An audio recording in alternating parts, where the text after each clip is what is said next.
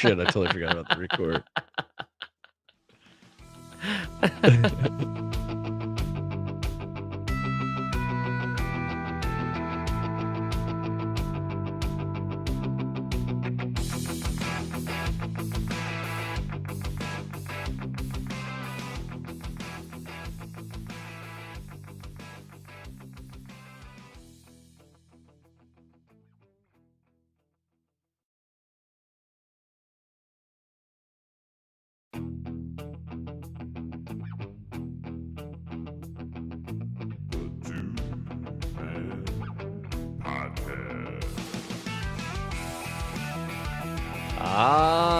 Yeah. Yes. We got that record just in time. Yeah, man. We made it. All right. Happy Monday, not Sunday. Yeah. Wowza. I gotta say, man. It's December already. Brutal. This year flew by. Usually we do this on Sunday, but it's Monday because I was flying over the weekend. Absolute craziness, and I'll get to it. I will. I promise everyone. This is something I definitely want to hear about it. Yeah. But there's something way more important that I gotta squeeze in right before I regale everyone in the outrageous traveling adventures of my weekend, and that is, of course, today, folks. Believe it or not, it's December 1st. That's right. Yeah! That's right, people. It's Mike the Plumber's birthday. He's old, and he's old. Yeah, man. Getting older, man. Getting older. Happy birthday. Aging like American cheese over here. American cheese, so it doesn't age. It's made of plastic, actually, right? right. Oh, yeah. Yeah. Okay. Bad call. You're aging like American cheese. Right. Plasticized. I'm aging like that $50 Parmesan that just fucking goes bad. Every time you open it the next day, it's bad. Literally, you get home and the mold is already growing on the corner before you get it from the bag to the refrigerator. That's how that works. Like, the more money you spend on cheese, the faster it's molding. Ironic. Oh, man. Happy birthday, Mike. We are getting older, sir. Absolutely. Getting old. Yeah, 38. Man. 38. And very don't look close. A day over 50. That's right, man. Looking great. You did it right. All right. You hit the old look early. You got nothing to fight now. You coast from this point forward. Me, I'm going to be battling Father Time now every single day. I got to call Paul Rudd, find out what kind of Korean foreskin facial cream that he's on your face. I'm just gonna be lathered in dick skin cream for the rest of my life here, man. It's brutal. It's a hard road to go down. I know. I mean, do you know how expensive adrenochrome is these days? It's ridiculous, dude. Especially with Tom Homan clamping down at the border. We got no kids. We got no kids, man. Got to go in country for the kids now. That's right, man. I'm gonna have to start traveling to Mexico a little more often. I think that's what it comes down to. Getting older by the day. Of course, I was just there in Chicago for the Thanksgiving holiday weekend. I had an absolute blast. I feel like I barely saw you, actually. You were a busy guy. It's the worst week for us, man. Working, Sucks. Man. Yeah. Sucks because they closed the schools, so we got to work. Yeah, that's right, man. Brutal. Not for me. It was the opposite of working. A lot of sitting on my ass. Eating food pretty much nonstop. It was sitting and eating. The only time we got up was to walk down the street to get to the local bar. And we just went to the bar to have a few drinks to pick up some beer, but, get a little liquid courage, warm up a little bit. Because, man, nothing is colder than that Chicago air, my man. I'm telling you, dude. Like 20 here is not. It just feels so much colder. Brutal, dude. It literally bleeds through the skin. I was not blown away. All right. I came with the expectation. I brought the undergarments, the long johns. I was ready for it. And I grew up there. So there's something in my bones, I think, predisposed. You know what I'm saying? I'm kind of built for it already. Even though I still have lived in Colorado all this time, it's almost like inherently somewhere in my genes, this like reptilian Chicago skin comes through. And so Right, right. Well, first day, you feel the urge to eat around August. You're like, I yeah, got this that's hunger. right. I gotta put, you know what I mean? I gotta survive the winter. Well, and we're there and we're just eating nonstop pasta and pizza and basically anything with flour and dough, right? And sauce and garlic. So I'm already feeling a little thicker, but that first day, the first cold, that was rough. I could feel it in the bones. But then day 2, 3, 4, man, it was like I haven't left Chicago. I was already feeling good, even in the wind blasting through. And then here in Colorado, I guess we had our own cold spell going on. And today, upper 30s, low 40s, blue sky, sunshine, nary a chemtrail to be seen for miles upon No miles. chemtrails. So because I'm coming from Chicago where it's just the coldest 20 degrees you'll ever experience to here, dude, I was outside in a t-shirt enjoying Yeah, loving it, right? all the people bundle up. I'm like, what's wrong with you guys? It's beautiful outside today, Do you know man. what they're going through in the Midwest? Yeah. It's freezing, bone chilling cold in Chicago. Yeah. I was So out there all day today, man. ooh, I Brutal. can't imagine. But I did think All today day. how I think every year around November, December, I'm just gonna take a 2-day trip to Chicago and just stand in the cold for a few minutes just to like feel Yeah. it, like burn the bone, come back to Colorado. I'm Superman. I'm gonna Yeah. start doing that every year. It's my goal. Yeah, they say, that when you're in the cold like that, you like, the reason 20 degrees in the fall is so much worse than 20 degrees in the spring is because the fat realigns itself in your body. You thicken up, man. It's a Yeah, like, you thickening, dude. literally thicken up, so, Yeah, you need to. You have to thicken up, man. yeah. And so, very cool, very Not bad. fun time there. Of course, we planned it out so that way we could leave Saturday, beat the holiday travel rush on Sunday, Wah, wah. right? We also gave ourselves a lot of time on Saturday. We booked it for later in the evening, thinking, we'll give a nice cushion. We can stick around for lunch, hang out with the family one last time. And so we hit the road allegedly somewhere around 7 p.m. between and 3 p.m. or a.m. So we we got ready to go to our flight to get there around 7ish. But then right when we were gearing up to leave, we got the message your flight's been delayed because of this weather Ooh, storm rolling in. So then brutal. we're like, all right, we're going to hang on tight. We're going to hang here, have a beer, wait it out. Decided we'd hit the road again around 9 o'clock. It was postponed till about 10:30, 11. Right around 8, we're getting the Uber prepared to be called upon, and we're gearing up again, smoking our last bowl in the garage. And then, of course, we get the message delayed again to midnight. All right, fine. We'll hang out a little bit longer. Around midnight, we geared up again. We got everything ready to go. Called up the Uber, and then, of course, canceled. Flight is canceled. Oh, damn. We rebook. We're going to go out at 3:30 in the morning now. Flight is ready. We got our gate set. We call the Uber. We get in the car. We're at the airport. We're walking down. We get through security because there's nobody at security. It's 3 AM. Yeah, 3 a.m., dude. We walk right through. We're walking down the terminal. We're getting to the gate. The gate is there. It says Denver. We're going home, baby. We're ready, right? yeah. Oh, direct flight, huh? Yeah, dude, we're all set. We're ready to rock. We got this Yeah, red eye. We're alright. going to make it happen, man. And of course, we get the text message somewhere around 3:45, 3:30, 3:45, flight canceled. Oh, brutal.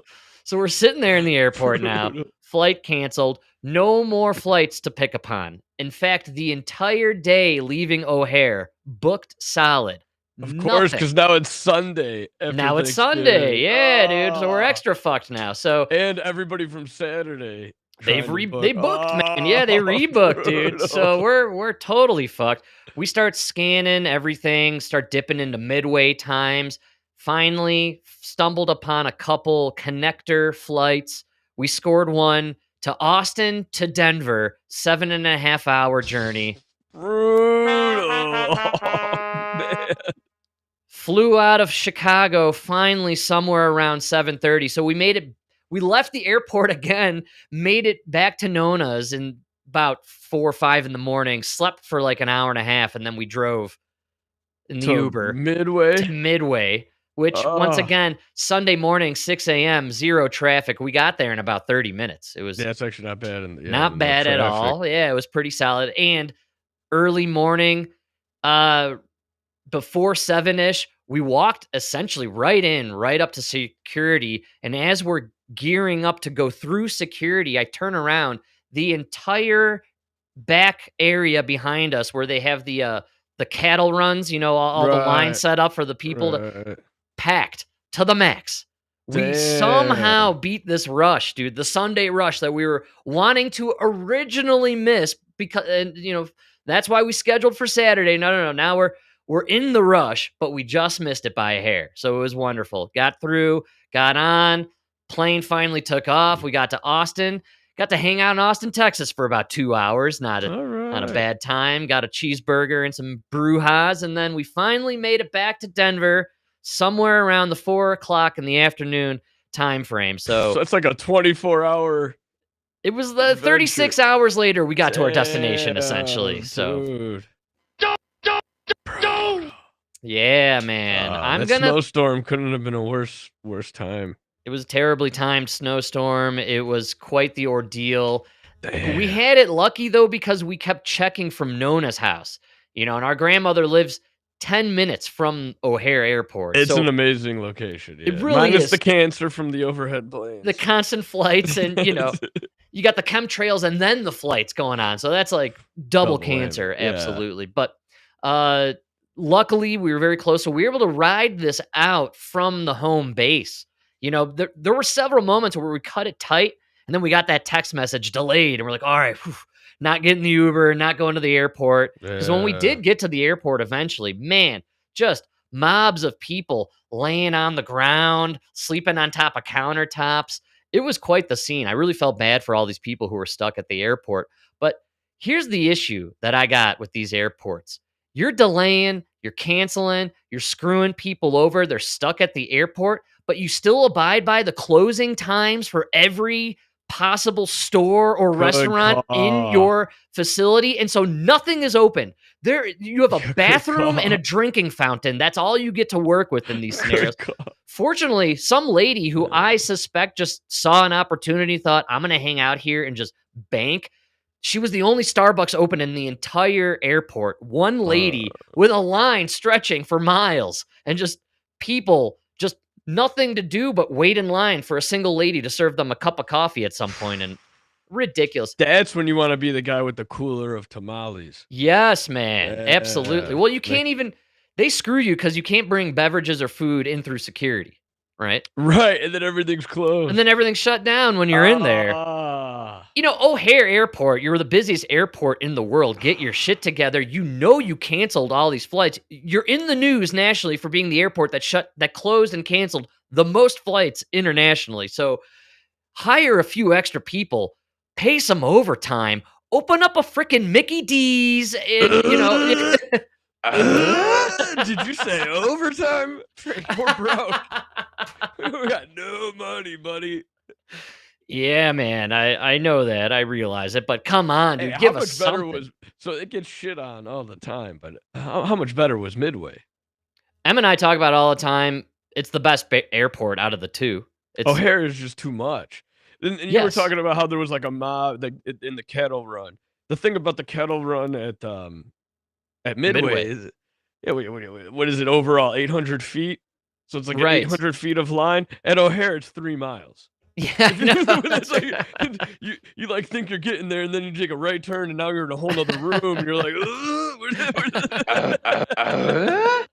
and not only that, good luck finding where to find the Uber in O'Hare. They take you up one escalator, down the other, across this way, across the street that way, then come back down this escalator over there in that elevator, and then eventually, did you get to the third floor? Now you got to go to the third floor, then back down to the second floor, take another escalator to the first floor, then you'll find your Uber. There's the one part where like it's like to the Ubers, you go down to the Uber, whatever they call it, ride share pickup. It's like go down the escalator, and then you get down the escalator, and then you look around, and there's a sign that says ride share, and it's up the escalator. Up the escalator. I just came from up. I went from up, I came down. Emma bitches about it all the time. The only convenience of O'Hare is the proximity to where we stay, which is at the greatest hotel in the world on Clifton Avenue there, known as House. And so you got the 10-minute travel. It's hard to beat that, but I think going forward, from a price perspective and just an ease of travel, within the airport, we're probably going to rock the Midway going forward. And I'm going to officially declare this. I think that was my last time coming to Chicago during the holiday season. That was it. That was the last holiday in Chicago. So you're welcome for being graced with my presence, Colorado Jesus himself. But that was the swan song. I'm going to say it right now because, man, it wasn't that bad, but the canceling and then the rebounding. And now I bought and canceled so many flights. I've maxed out my credit card at this point. I don't know when I'm getting that money back. I'm going to have to call so many people to just try and get my money back for a flight I never even took. So what a nightmare, ultimately. But great time. I love Chicago still. Emma and I talk about it every time. Just from the general engagement and socializing, especially when we went to that local Polish bar that we were big fans of. I love the people of Chicago. I really do. Well-rounded individuals, Mike. Even the pumpkin heads that you complain about all the time, because we were in Pumpkinheadville. We were hanging with the Ukrainians and the Polish and, everybody's cool in the bar, but wait till you get them outside in traffic. The worst. Right. Yeah, I don't have to deal with that. The worst. Yeah. So I generally, though, love the Chicago mentality. People there I find to be rounded. I think that's kind of my word for the Chicagoan Midwestern. Good folk, good people out there, and good food. So had a great time. I'll see you all in the summer. And that's the only time you're going to see me. Non-holiday summer from here on out. That's how we're doing. Smart move, man. Not even like the thing is the summer's too hot too. I like heat though. You do. I'm a chameleon or a lizard of some sort. I really enjoy hot, so I'll come out for humid. The heat. Yeah, man, I'm into it. I dig it. But brutal winter.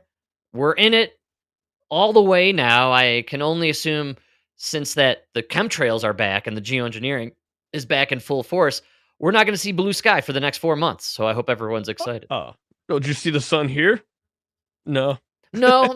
Maybe one day there was a moment where like it like kind of broke through, and I was like, oh, yeah, and that was it. Yeah, dude, we were no joke. We're like freezing cold. I mean, we're starting at 6 a.m. So it's pitch black out, we're freezing cold, and then all of a sudden you see the red.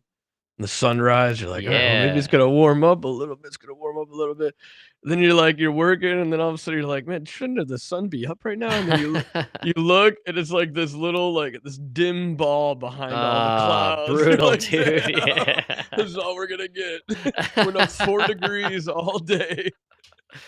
Oh man, it's cold. I'm ready for Florida. I'm just moving to Florida at this point, man. I'm with you. I can't handle the cold weather anymore. It came too early this year, so I'm more convinced than ever before. I got to get out of this place. It's too cold, man. Too cold. Good call. But I was gone all this time, so it was hard to keep up with what was unraveling throughout the world. It was a pretty exciting week. We had some breaking news, I feel. Was it a Trump weekend? I didn't really get that vibe. You know what I'm saying? Usually... I think the thread is being pulled...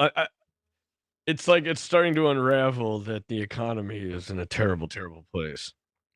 Is it terrible? Are we doing poorly really economically? Really? Yeah. I can't really tell out here. Gas is cheap in Colorado. We're in the $2 something range. So yeah, but everything else is so expensive. All right, I'm gonna have to take your word for it. I guess. Bro, go to the grocery store there's not one thing under $5. Really? Have you noticed that? This was the pain I thought we were promised from the MAGA world, man. This is the moment. Apparently, we were gonna have the pain, and then later on, we We'll would see, but ride to glory.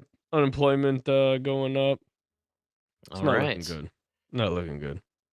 We're Not all looking- and pretty much our whole, the entire stock market is reliant on 7 companies who keep going up in value even though they're not making money. This is all because of AI, which is AI. probably a like a fake bubble that they've created to Yeah. prop up the economy and maybe to avoid what was supposed to happen, which we were told would, which was an epic collapse of the economy. I thought we were going to have a market crash. Wasn't that supposed to be the plan? I think Crash it's the still economy? coming. But it seems like they've been pushing it off or something, right? No, but that's what I'm Yeah. saying, like, we're hitting record highs just because of these 7 companies. Everything else is not looking that good. Maybe that Michael Berry guy was onto something. Yeah, he called it. It's coming. The big I think short next guy. year is gonna be rough. It's You're gonna already be seeing it in the housing market.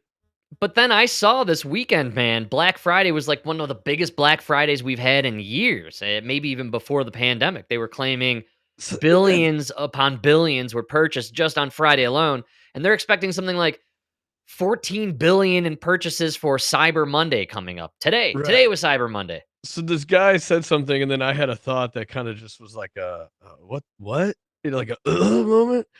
He goes, yeah, every store we went to, it's just like everybody's understaffed, and there's just so many people shopping, and they don't have any staff." And then I'm thinking like, yeah, yeah, everybody's understaffed, but everybody has money to spend. Where are they getting this money if they're not working at the stores? You mean how do people who have no jobs have money to buy? Yes. All right.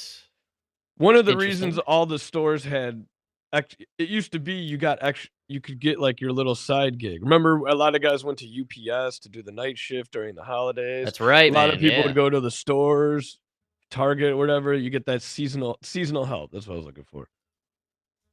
If nobody's doing that anymore, where's everybody getting their money from? And don't tell Probably me Uber, because that's just the foreigners. no, nobody's Ubering anymore. It's just the foreigners. The gig economy is dead, as far as I understand. Um, I'm guessing they're charging it on the credit cards, would be my guess. Oh, we're at all-time high, over Thought here. $1 trillion in credit card debt. Absolutely. But it was a huge Black Friday. Sales hit record 11.8 billion. Maybe this has something to do with the fact that everything's inflated, right? Like Of course. products are costing more than they used to. The new Nintendo Switch coming at you for $450, I believe. If you, Oh. Excuse me? yeah, it's a little rough there. Oh. I'd say hold on to that Nintendo One for a little bit longer. You could probably ride out the graphics. It's all cartoon gaming anyway, so Yeah, it doesn't should even be all matter. right. What happened to the Wii? The Wii's dead, man. Have you The Wii never? No, bowling? the stick is the Wii. It's got you put the things in your hands. You can go freelance like this, and you Yeah, know. the Wii was the best. Was Wii good? I don't really remember Wii. I didn't play a lot of Wii. Yeah, neither did I, but the bowling was cool. I It was feel like like the a free bowling. game. I'm all about, like, a free game coming with the system. Yeah, absolutely. Which doesn't happen anymore because the games are digital now. Yeah, it's crazy. So you got to log in, and then Yeah. apparently it's 450 for the Switch, and then the games to buy those bad boys, you're looking at $80 a pop. Damn. Kind of ridiculous, man. So yeah, I don't know. I thought Damn. economy was back, man. We're living the MAGA life, baby, because everyone's spending for. No, but where are they getting the money from? That's the question. All right, that will be the It's gotta be on debt. Look at car, repos are all-time high. Yeah, man. They'll give us a nice debt report following the holidays. We'll be at record multi-trillions of consumer debt by the Yeah, time yeah, good that call. goes to yeah. So I look forward to those numbers. They did release some jobs report numbers with it. I thought those were really good. I don't know. I can't tell what's going on with this Trump economy. Yeah, they're saying September was good, but then starting in October, we're losing, like, 30 something thousand jobs a week.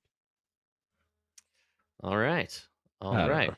Yeah, I don't know Well, what to believe. It's a tough time for consumers in general, and it's also a tough time, I think, for some of these major corporations.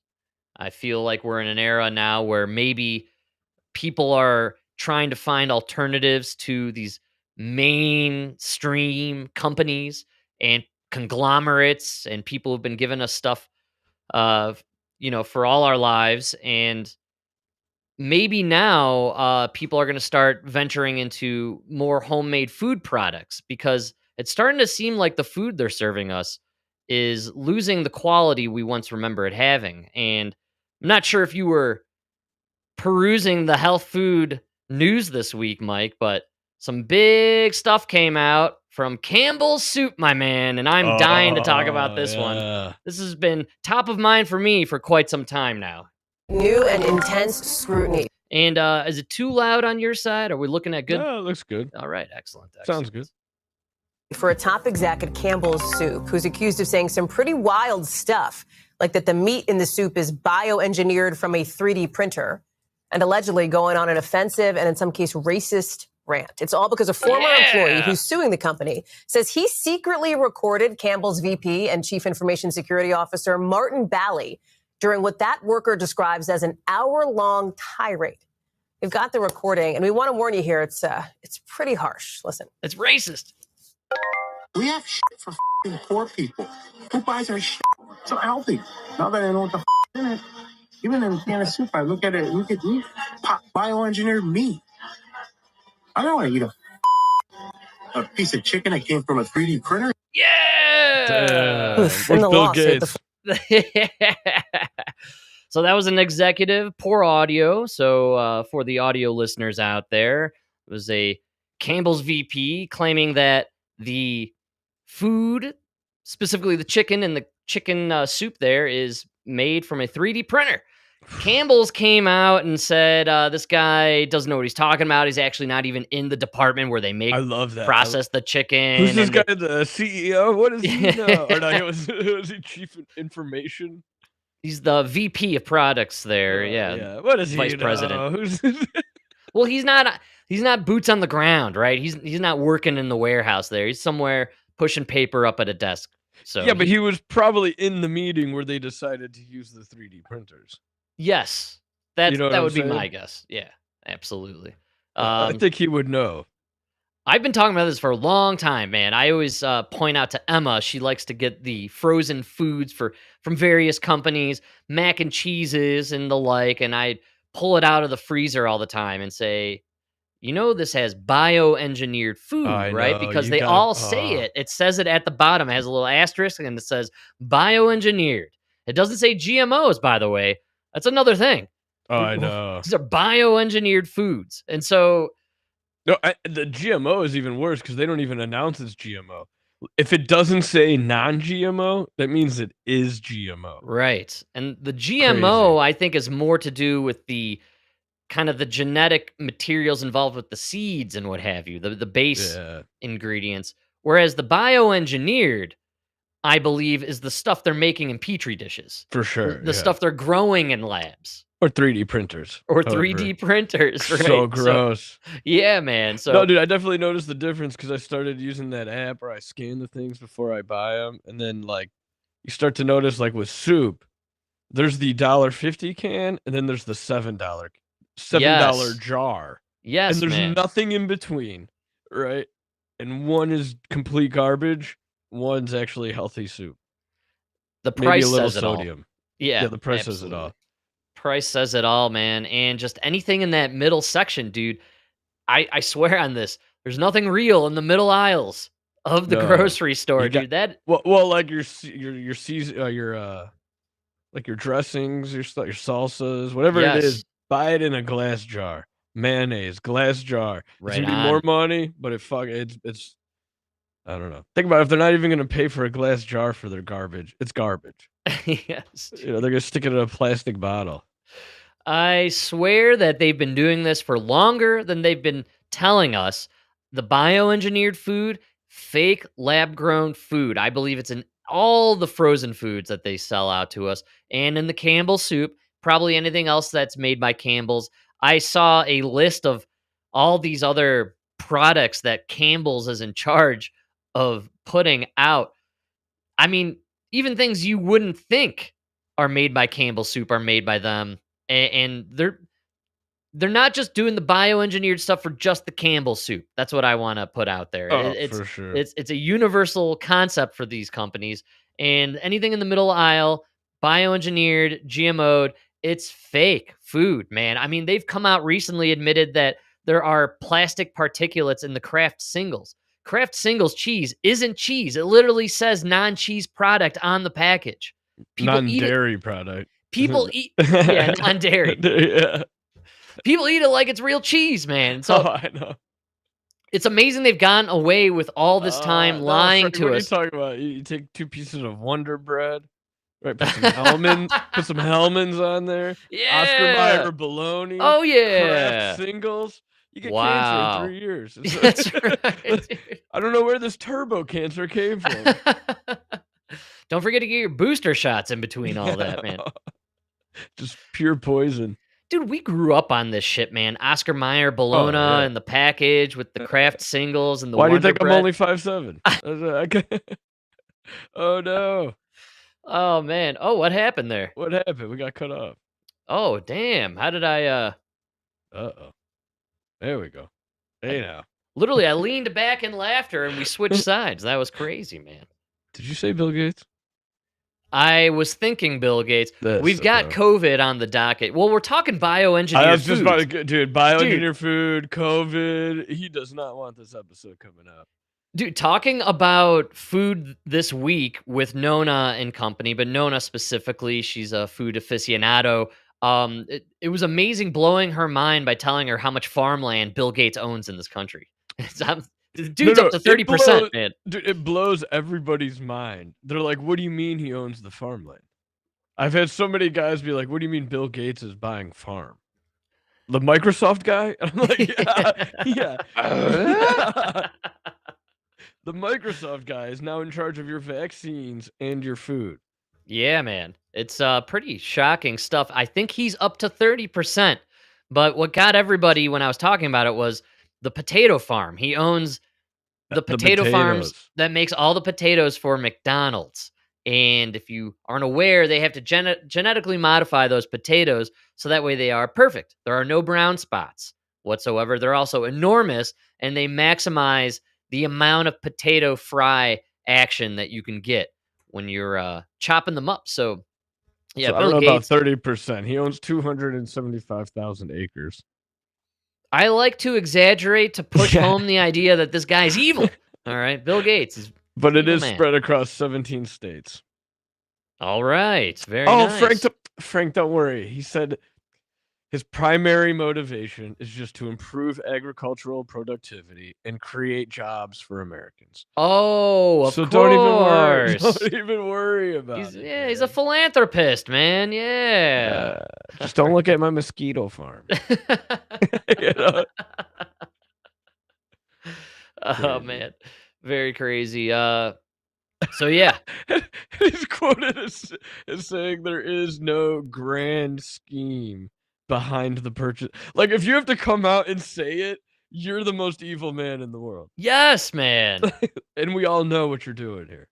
Well, because your other grand schemes, vaccinating the world, let's say, coincides with your other goal in life, which is to depopulate the world. So right. And your vaccines have sterilized countless people and lowered birth rates. So the vaccines are in trouble for a lot of things, it sounds like. This week, we got some COVID news. Pretty shocking. Let me see here. It was a bad week for the COVID shot.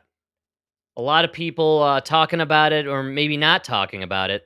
I saw all this like on Twitter and all that, but eventually I think the news did have to mention it, which is the COVID vaccine turns out not 100% safe, not 100% effective, Mike. Maybe 100% effective in what the original goal was for the COVID vaccine. Not 100%.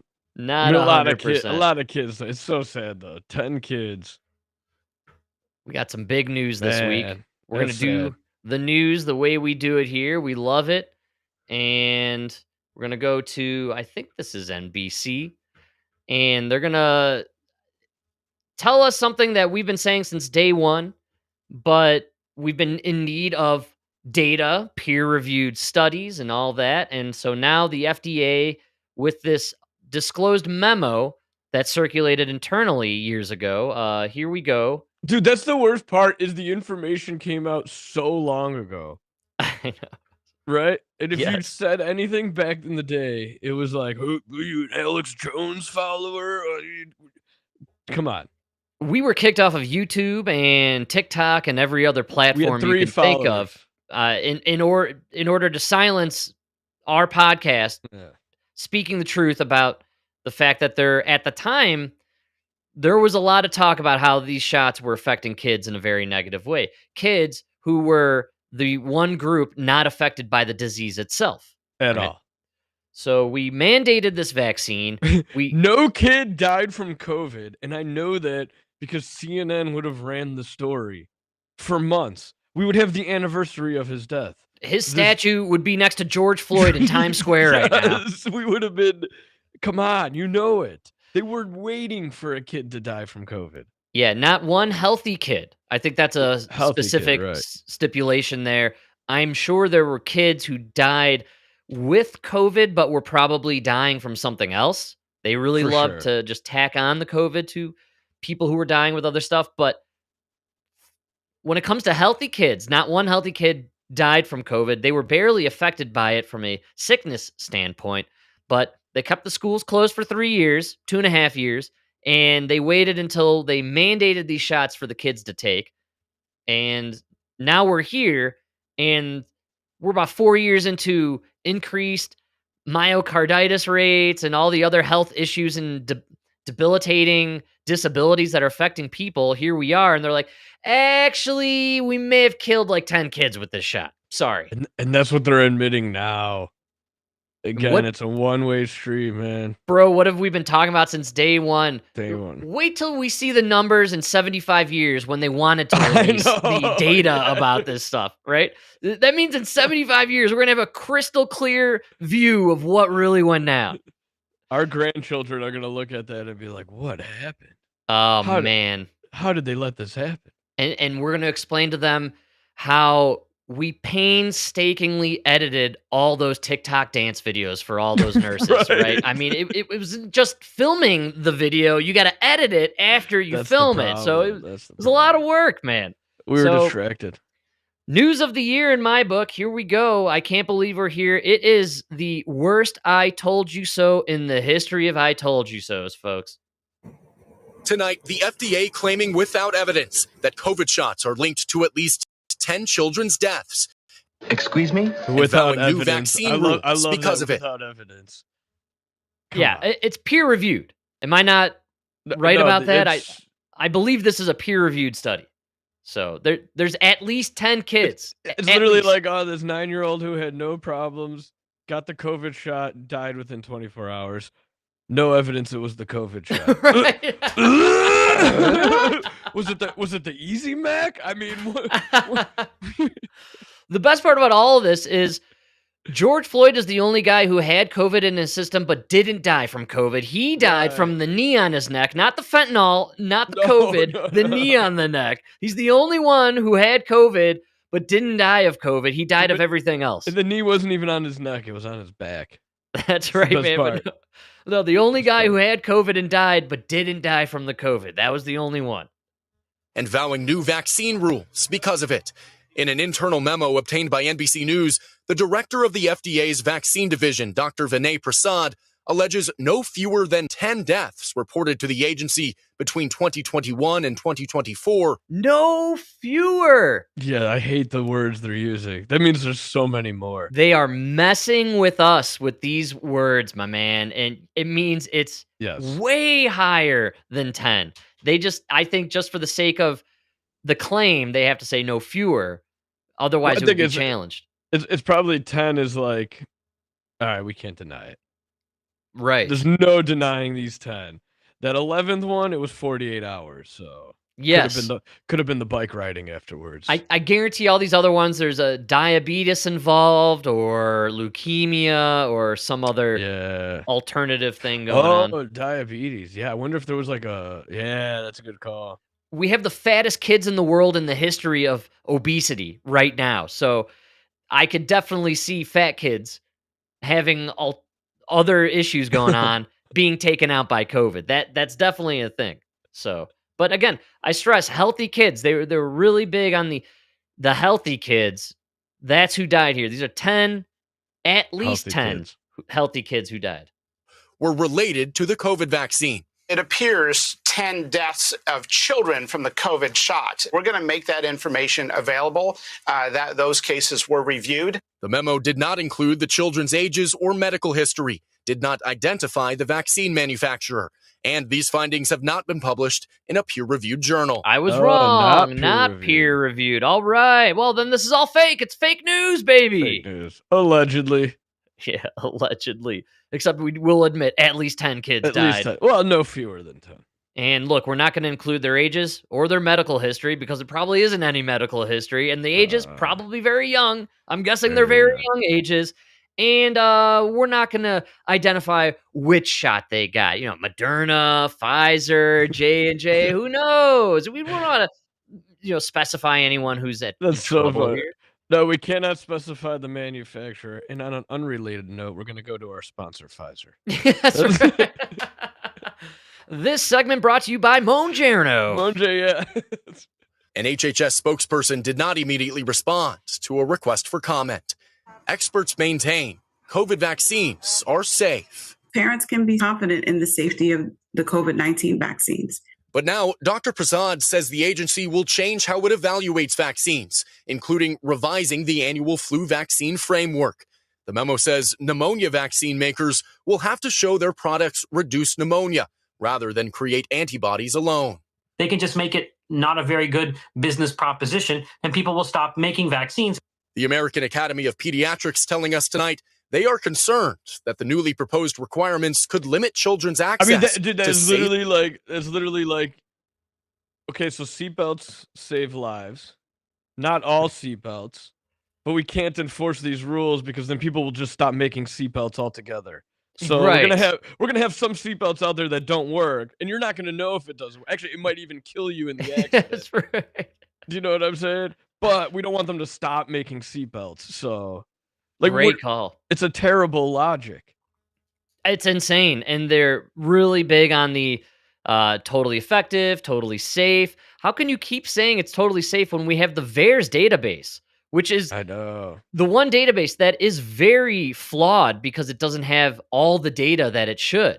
But even still, it's the one database that you guys all in the legacy media world and in the scientific community, you say that that's legit. The VAERS data is legit. Well, according to VAERS, a lot of people died from these COVID vaccines, man. Or at least seriously injured. The injuries are through the roof. But we now have the excess mortality rates, the stillbirths. We have widely declining pregnancies and birth rates worldwide now, and maybe this has been a long boil, like a slow boil for the frogs, right? We got the frogs being turned gay in the water, and maybe now they're boiling. Now maybe there's something along with that, but it does seem like over the last 4 years, when you rolled out these shots, a lot of turbo cancers, a lot of people dying early, a lot of people getting sicknesses they didn't have before, or cancers coming back. And a lot of sick kids. Don't remember a lot of NBA or NFL players with myocarditis or having a heart attack while they're playing their game. On the field.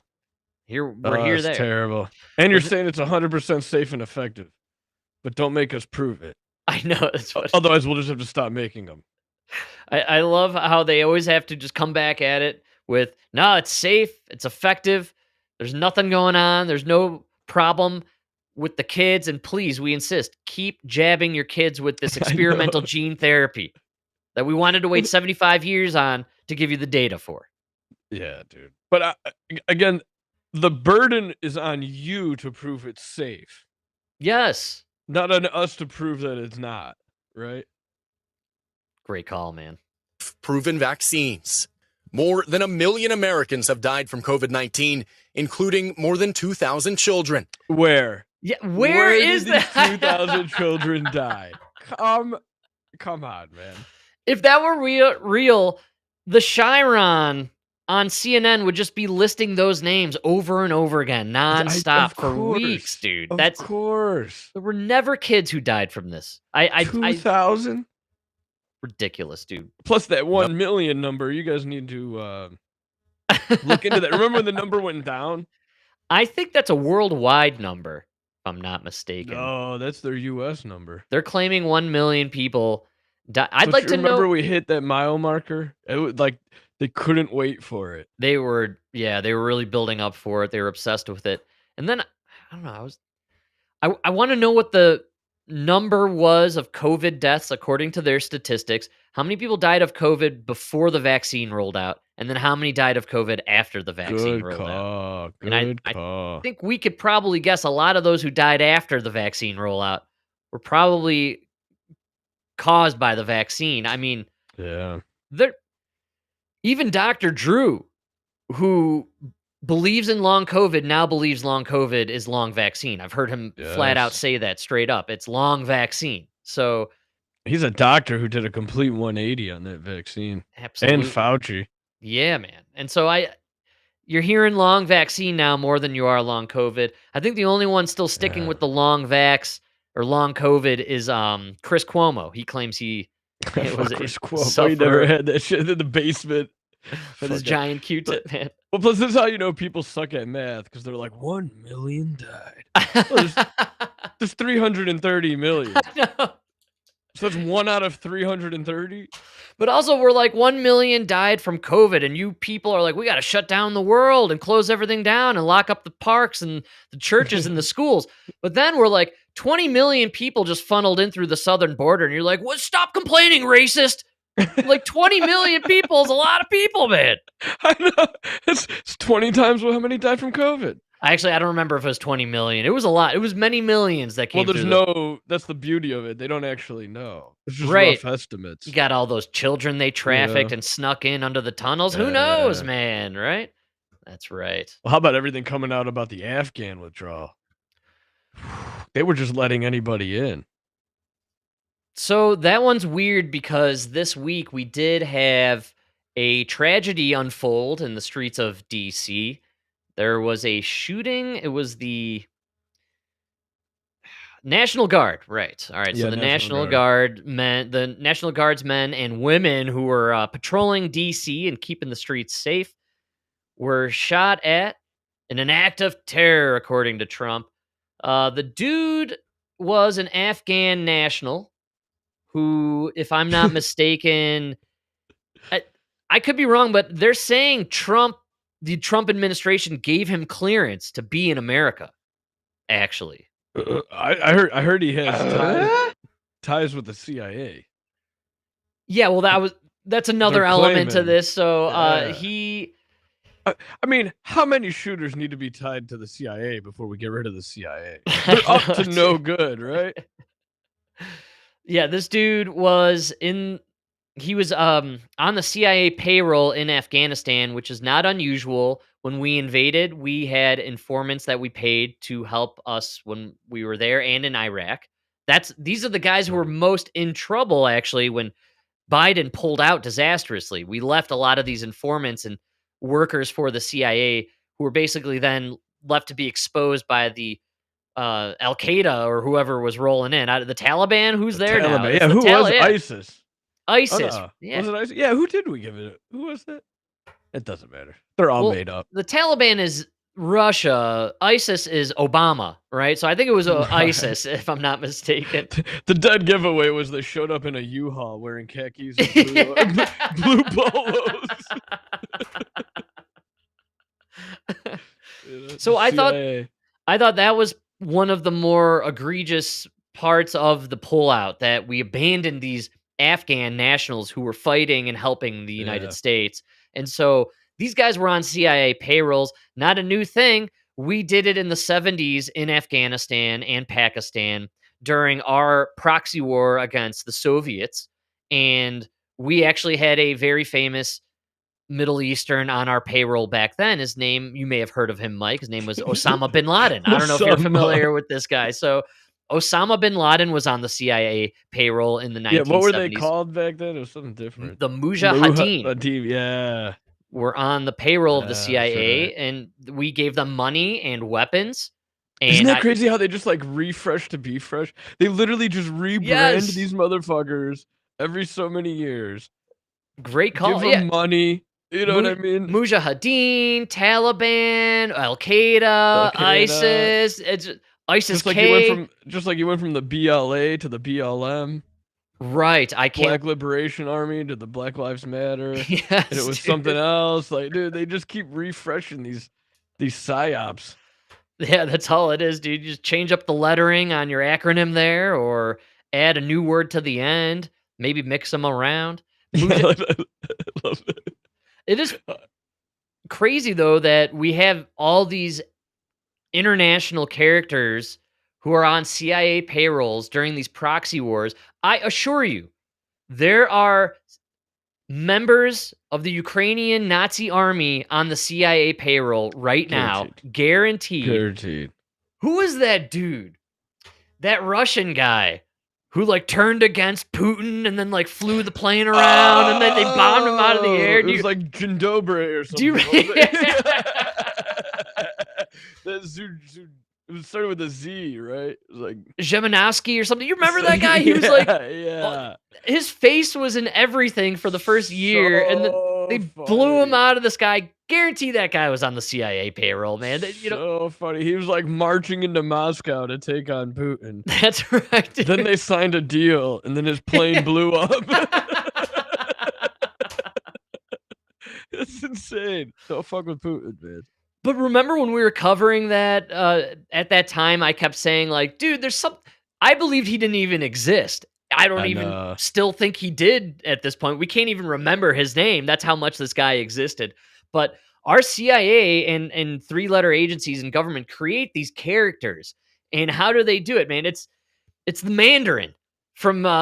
It really is. From Iron Man. It's our government creating these fictitious characters overseas, so we either cheer against or root for in whatever phony baloney proxy war they've created for us to cheer on. And so, yeah, what was that? It's going to drive me nuts now. I'm Googling it because the Wagner Group. Wagner, dude. The Wagner Group. Wagner Group. Yeah. Yes, man.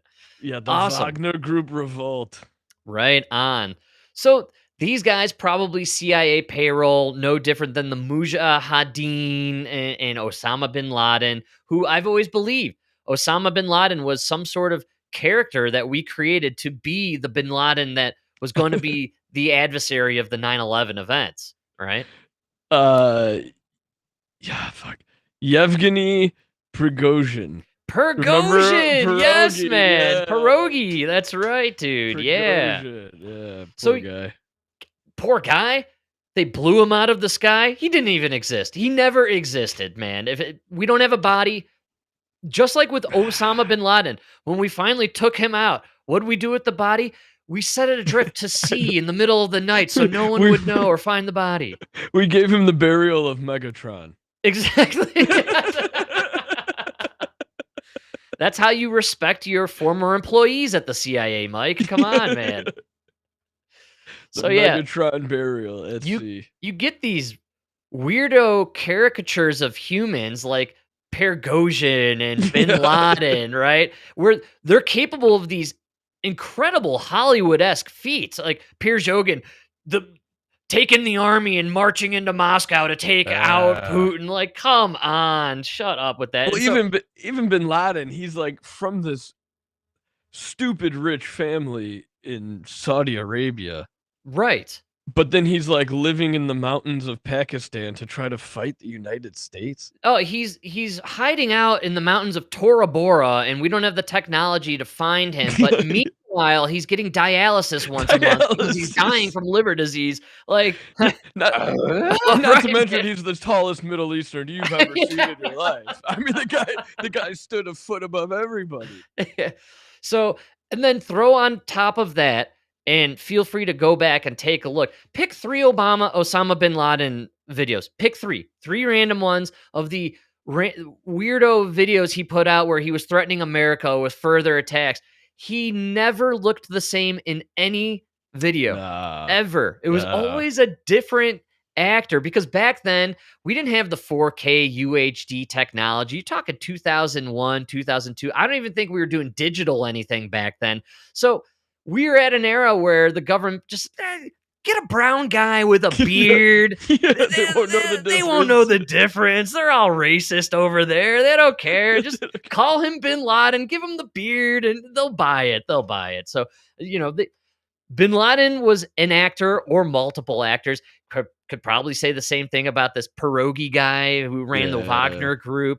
And then throw that into anybody else that we've heard of over the last 10 years in any of these warlike scenarios. These are all fake people in my book, or at the very least contracted by the CIA, and then they need to extract them from their job. So you kill them, right? You take them out. So that's probably what happened here with Bin Laden and with Prigozhin, and I imagine that's what we're kind of getting with this dude who shot up these two guards in DC last week. Killed one of the guards. I think the other one is hanging to life in critical condition.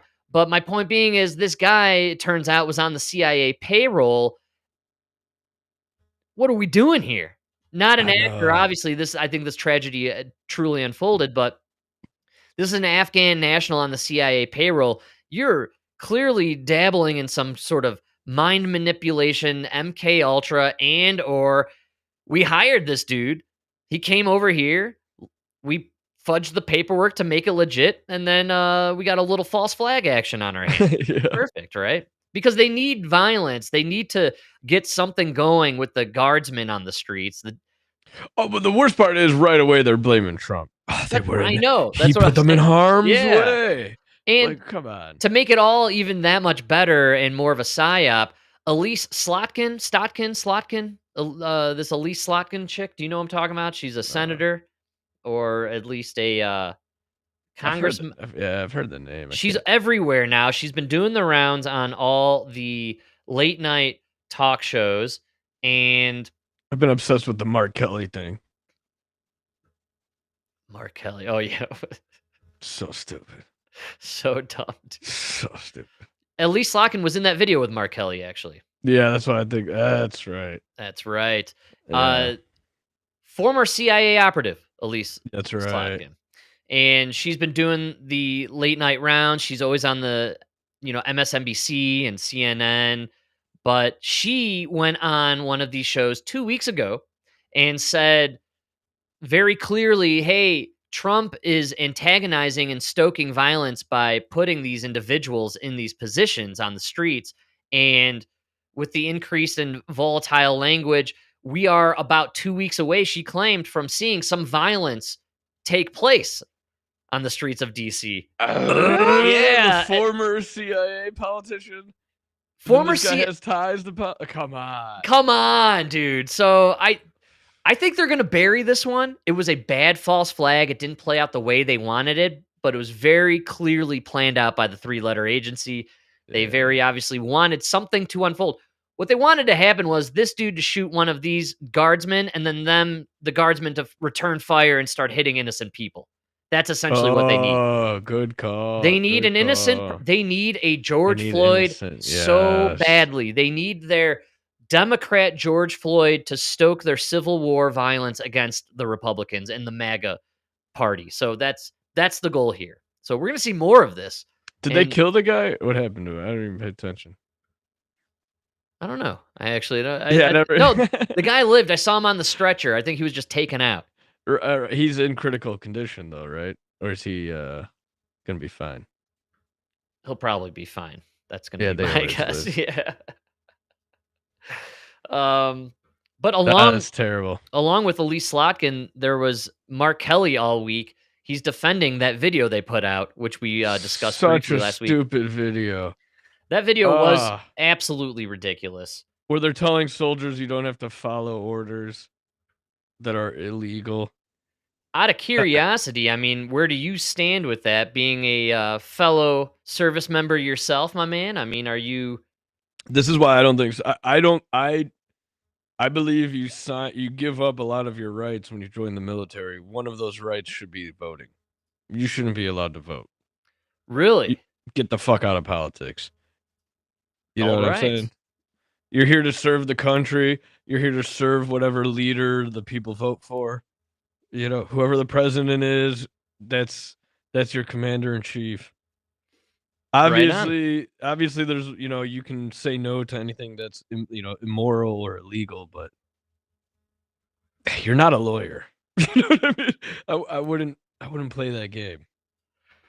That video had one of my favorite members of Congress from here, Jason Crow. He's always on MSNBC. He's a former military guy. Mark Kelly, military guy or Air Force. Am I right about that? Yeah, he was an astronaut. And astronaut. He spent the most days in space, if I recall. And I was trying to find that video, but we've all seen it. We all know what it was all about. But so now Mark Kelly, what's his deal? Is he saying now he's going to take the fight to Trump? Is he defending it? Is he going to double down? They're saying as an officer, he could, even though he's not actively serving, he could still be court-martialed. Really? And he's saying bring it on, yeah. All right. So I'm down. I just think, guys like that need to shut up. He's acting tough. I've been seeing a lot of clips where he's got the stern look.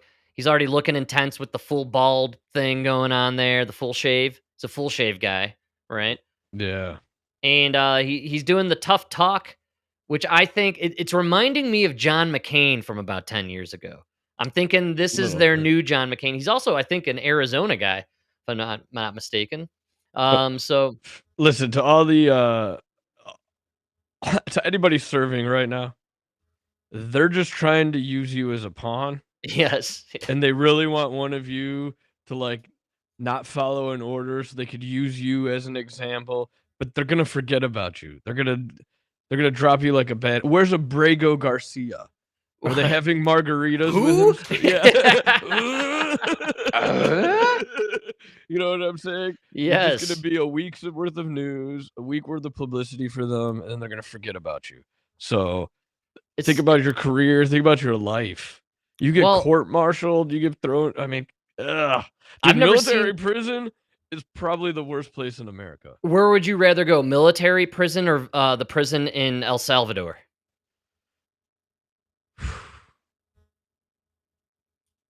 Well, that's why I said worst place in America. America, okay, very good. Yes. Is the military prison. Doesn't get worse than that. Right on, man, right on. I just find this funny because I'm under the impression Trump has, when it comes to overwhelming support, it's in the military services. I feel like that's where he has his biggest kind of backing. Yeah, but that's not hard. All you gotta do is raise the budget. If you just raise the military budget, all of them will love you. Everybody's happy. It never happy, trickles down to the guys, but who cares? According to Alex Jones, this whole move, this video that these guys put out and everything behind it is all to push us to a civil war. And there's that movie that came out called Civil War that was produced by the Obamas, by the way, and came out 2 years ago. And it plays out similarly where there's a section of the government that decides to cut away from the other one, and based on orders given from the bad president, they decide to defy them, and that's kind of what leads into the whole Civil War thing. So maybe they're trying to stoke this.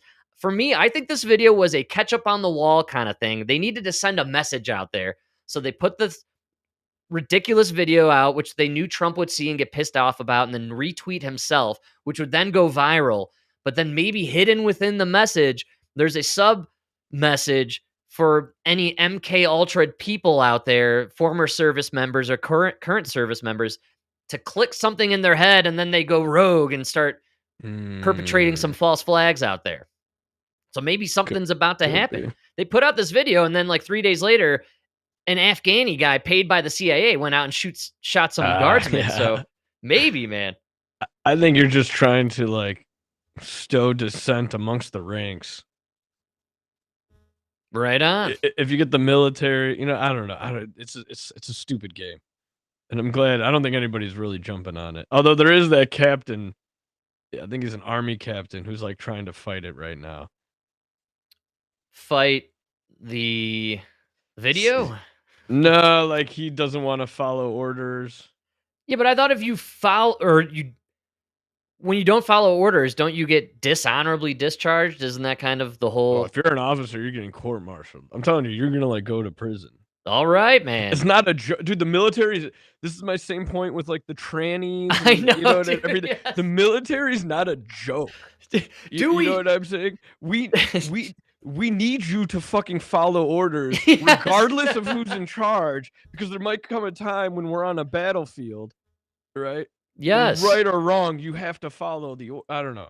Right or wrong, and it was totally wrong. They followed the orders to pull out of Afghanistan, basically in the middle of the night for absolutely no reason. And so, and how many Marines were on that fence who talked about it later that they didn't like? No, none of those guys liked what was going on, liked what they were seeing. That you had to do it because Joe Biden was the president.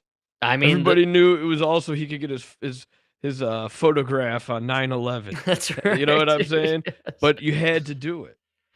I mean, protocols are protocols, Mike. And when the auto pen salutes you, you salute back, right? That's yes. I don't know. For me, it was great to see when I was in to go from Bush to Obama. You know, there were a lot of people that weren't happy about it, but nothing changed in the military.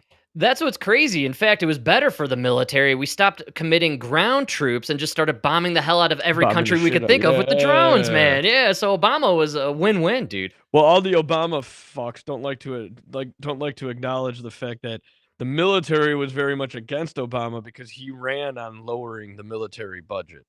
And everybody was like worried because we're in the middle of this battle. That's, you know what I mean? But then he came in and raised it just as much as the last guy. So he stayed right on course with that military industrial complex. We didn't realize at the time that the neocons were also neo-libs, and it was here's the new boss, same as the old boss. And then they collectively lost their freaking minds when Trump entered the scene about 5 years later, right? So that's where we're at now. No, nothing is more true than that South Park episode where Barack Obama and McCain, they give their speeches on election night, and then they meet in the back room, and they're like, I can't believe they fell for it. It's literally... But it's so right on the money because McCain was a neocon war hawk. Yes. Like, him and Obama, they all agreed on all the same wars and bombing all the same people, man. Like, that's crazy. In 2008, you voted for, do we want to secretly bomb these people or openly bomb these people, right? Like, do we want to do it with our army or with the CIA? How do we want to do these atrocities here? But we're going to do them, right? We're bombing, no baby. matter what, we're bombing. Yes. Do you want to bomb innocent people and pay more taxes or bomb innocent people and get a tax break? Yes, dude. What are we talking about here? The bombing stays the same. Either path, it's not even on the table. It's not even on the table for negotiation. We're choosing how hard to screw you with your health care. All right, do you want to lightly get screwed or really get screwed? Right, that's all we chose in 2008. And here's the caveat: it's either get screwed now or in 10 years, when the subsidy ends. But I hate to break it to you, no matter what, economy collapses in 2008. Right, that was dude. No matter what, hundreds of thousands of people are going to die in the Middle East, and you're going to go broke. That is a guarantee. Guaranteed. Dude, it's crazy looking back. Even if McCain had won or Mitt Romney, dude, literally nothing would have changed from a policy or military industrial complex perspective. Nothing. It would have been just business as usual. It's crazy. Well, if Hillary won, it would have just kept going. Yeah, and the Ukraine-Russian war just would have started 10 years earlier. It would have started, earlier. That's the only difference, man. I mean, look how different everything got during Biden. Oh, crazy. Where they just started flooding migrants into these cities. Biden giving now, money away. We got a little cushion now, and you can look back at Biden and see the rapid fire element to getting back on track with Obama's second term. That's kind of what happened there. They're like, oh, we got to make up for some lost time here. So this is Obama part 3. Now you can see how much they changed everything, because they talk about how Trump came in rapid fire, but really all he did was bring us back to the common sense of 5 years ago. I know, man. You know what I mean? Like, which got cut off with a year left because of the pandemic, dude. They screwed his whole agenda with that pandemic and the 2 impeachments. That's so insane. That's so insane. It's crazy. Without Trump, it would have been business as usual, folks. We'd be in World War III at this point, all locked down with diapers on our faces, hiding from bird flu 10. You know, I mean, we'd with be your in credit score. Oh man, we'd already be in the digital currency, everything, dude. This would be a dystopian nightmare. But don't worry, folks. It'll come in 2028. I promise you. Oh, it's coming. Yeah, those 15 million people are going to show up again for this election. Oh yeah, absolutely. I saw this guy. There was an interview with this Chinese guy who was like, he was talking about all these people on Twitter who are like are showing China.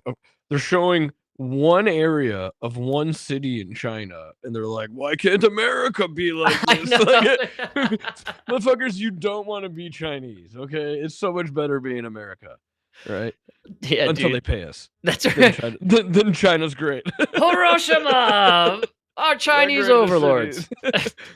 But he was saying like, you don't understand. It's not like they cut off your social credit, and then you have like, oh my god, whatever's left in my account, this is all I got left.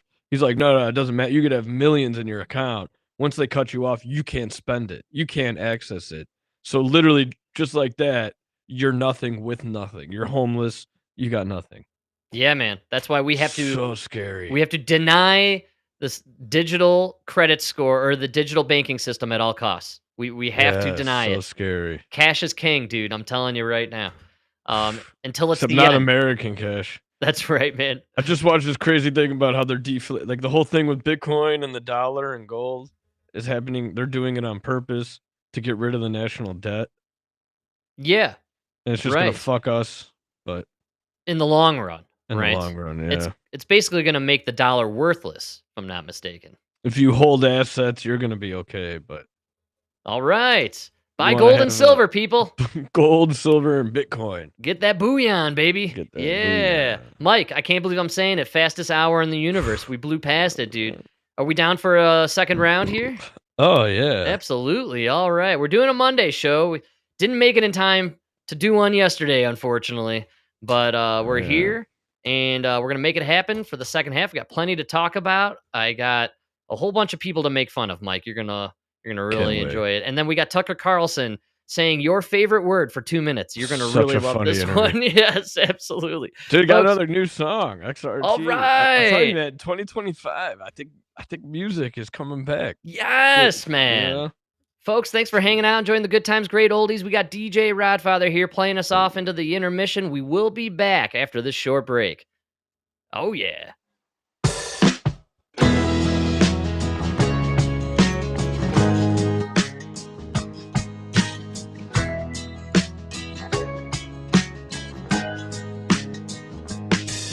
I'm trusting all the apples to grow on the trees. Yeah, I believe in them. They believe in me. I don't know. I hope so. If a minute's a place and a moment's a gift, then a while's a time too heavy to lift. We'll keep spinning on. Turn and turn me on. We'll keep spinning on. Turn and turn me on.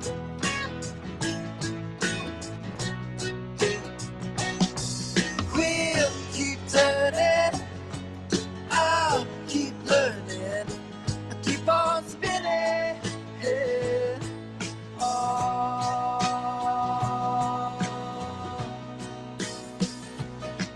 I'm adjusting all the planets to know their math, to know their way along the path. I don't know.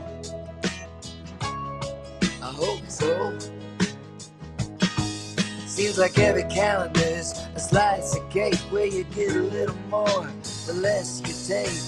We'll keep spinning on.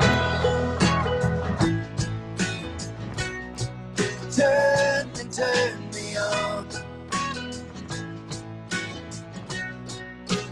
We'll keep spinning on.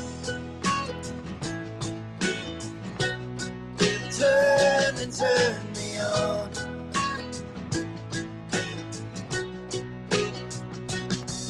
We'll keep turning. I'll keep learning.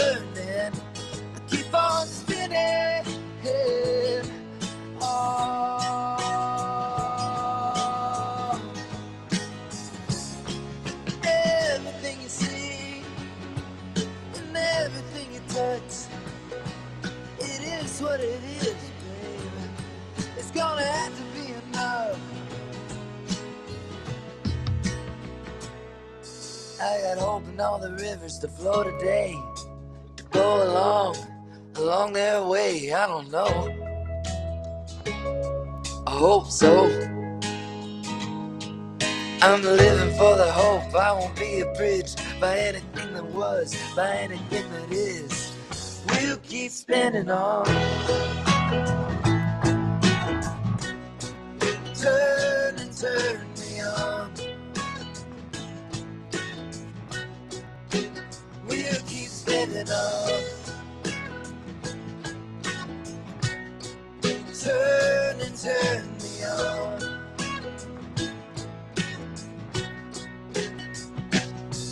We'll keep turning.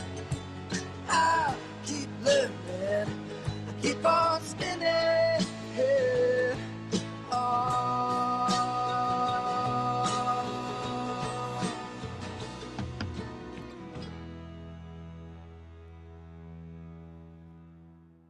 Yeah. Wow, man. I really enjoyed that. That was Good excellent, tune, dude. huh? Yes. Yeah, Give us the lowdown. Song name and Jesse the band. Wells.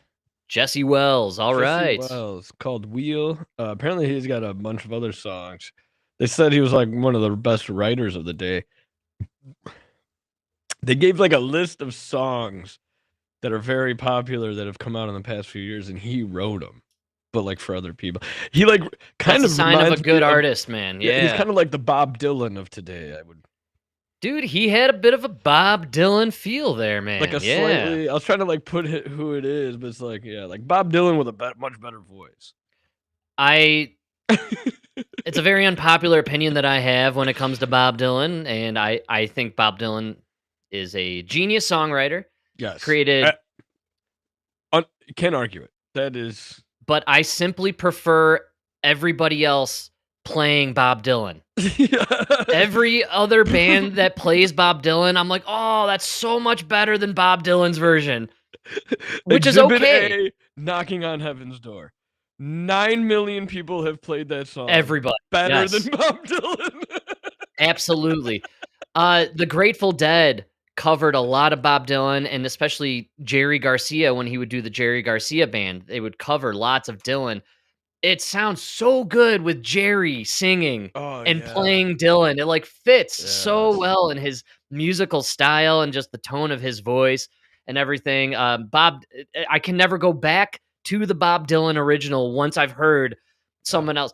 I mean, even most famously, All Along the Watchtower.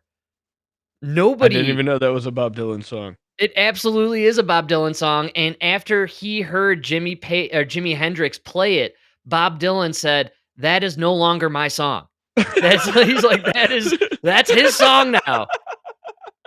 That was it. But it's, I mean, Bob Dylan, man, you got to know you're the best writer. He does. Yeah, he knows. Not the best singer. I think he knows. Yeah, he had to know. Absolutely. Yeah. You know, you got to be careful with the Bob Dylan talk, especially these days with all the groypers and MAGA haters out there. Apparently, if you're a fan of Bob Dylan, he's another Zionist shill who, is in the elite clique of the Jews who are controlling the world. On both sides. You know what I mean?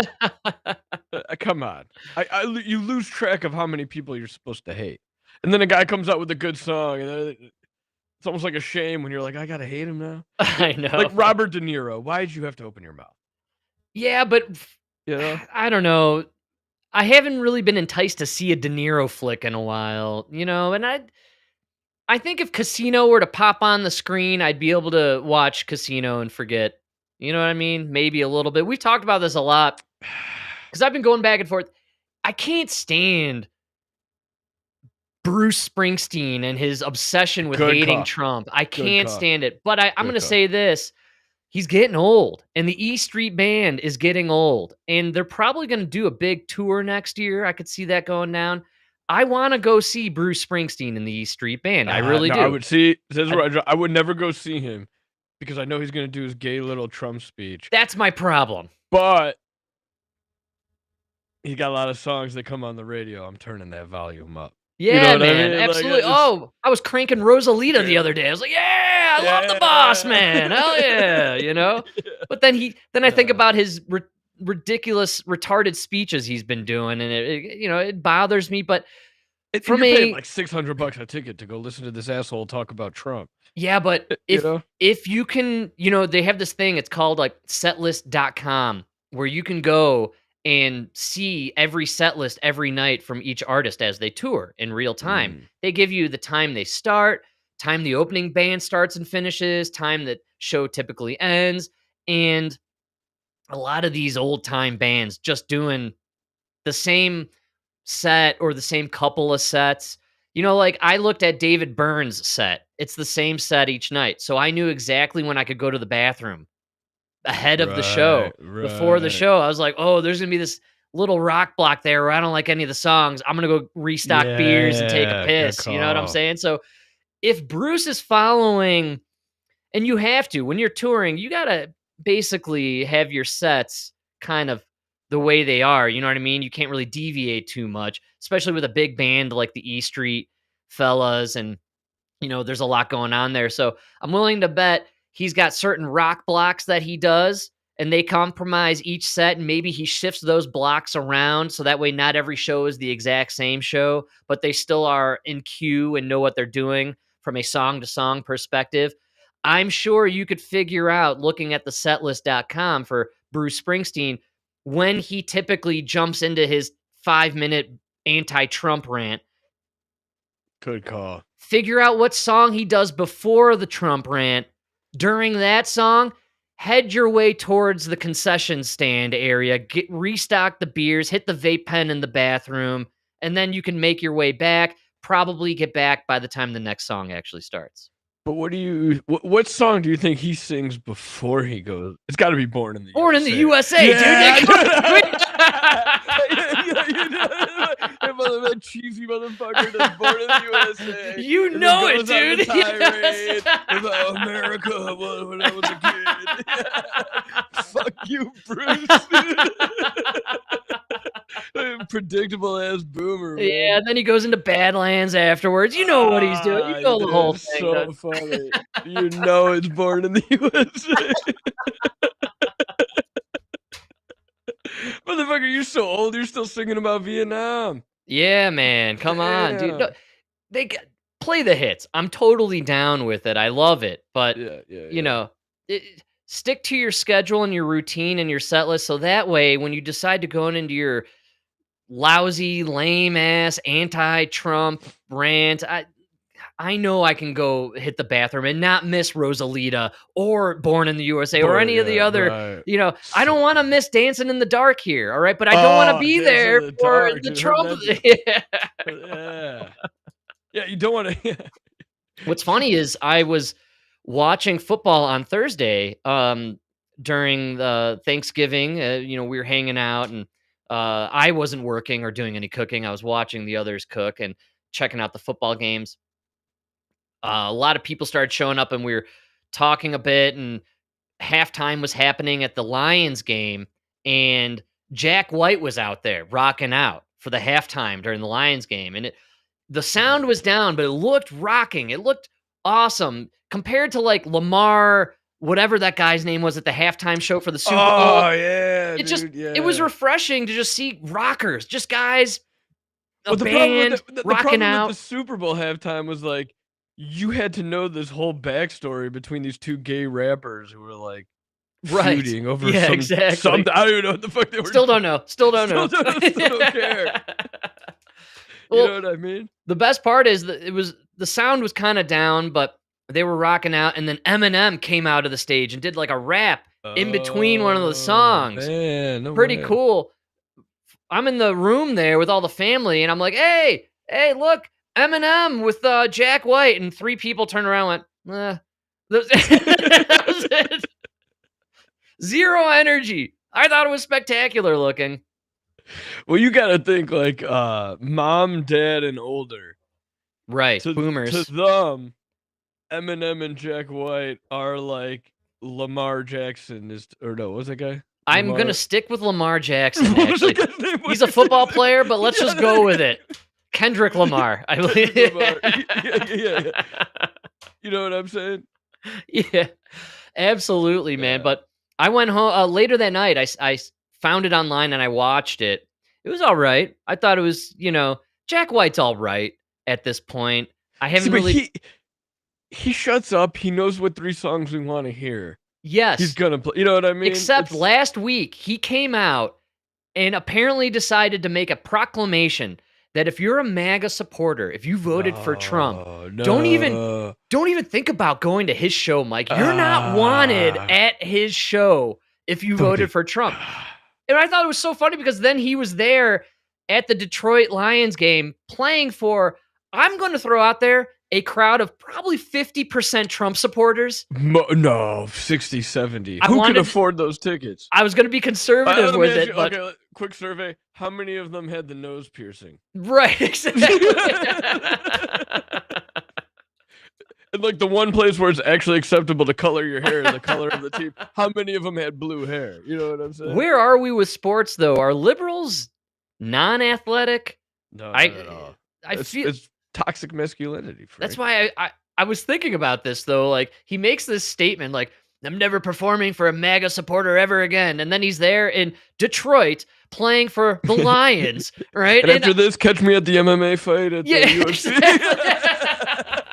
But in my head, performing for Trump, dude, in my head, I'm like, you're in Motor City playing for a football crowd. Like, I feel like that's a hard Trump crowd, honestly.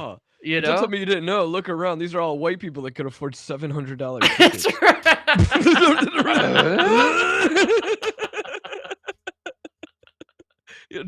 right. They're drunk off $20 beers. You know how fucking rich you got to be. My point is, if you're a musician, shut up with the politics, dude. Just go out there, play, because you're never, even if MAGA people like your music and you say something about them, they're gonna dismiss it and just enjoy your show. I hate to break it to you. So you're hurting no feelings. You're proving no points. Shut up and play the show, dude. We got to stop dividing. Let's start uniting, baby, and we can unite over music. So get the politics out of the music. I thought that was so funny. Like, no, I'm not playing for MAGA people. And here I am, stadium full of MAGA guys. Stadium, yeah, he's all MAGA. Man, I gotta tell you though, we were at the bar yesterday, and the Steelers were playing. It was the Steelers, Bills. Yeah. Aaron Rodgers, man, still looking good, huh? How's that guy doing it? I mean, he's not great, but no vaccine, probably. I watched some LeBron James the other day.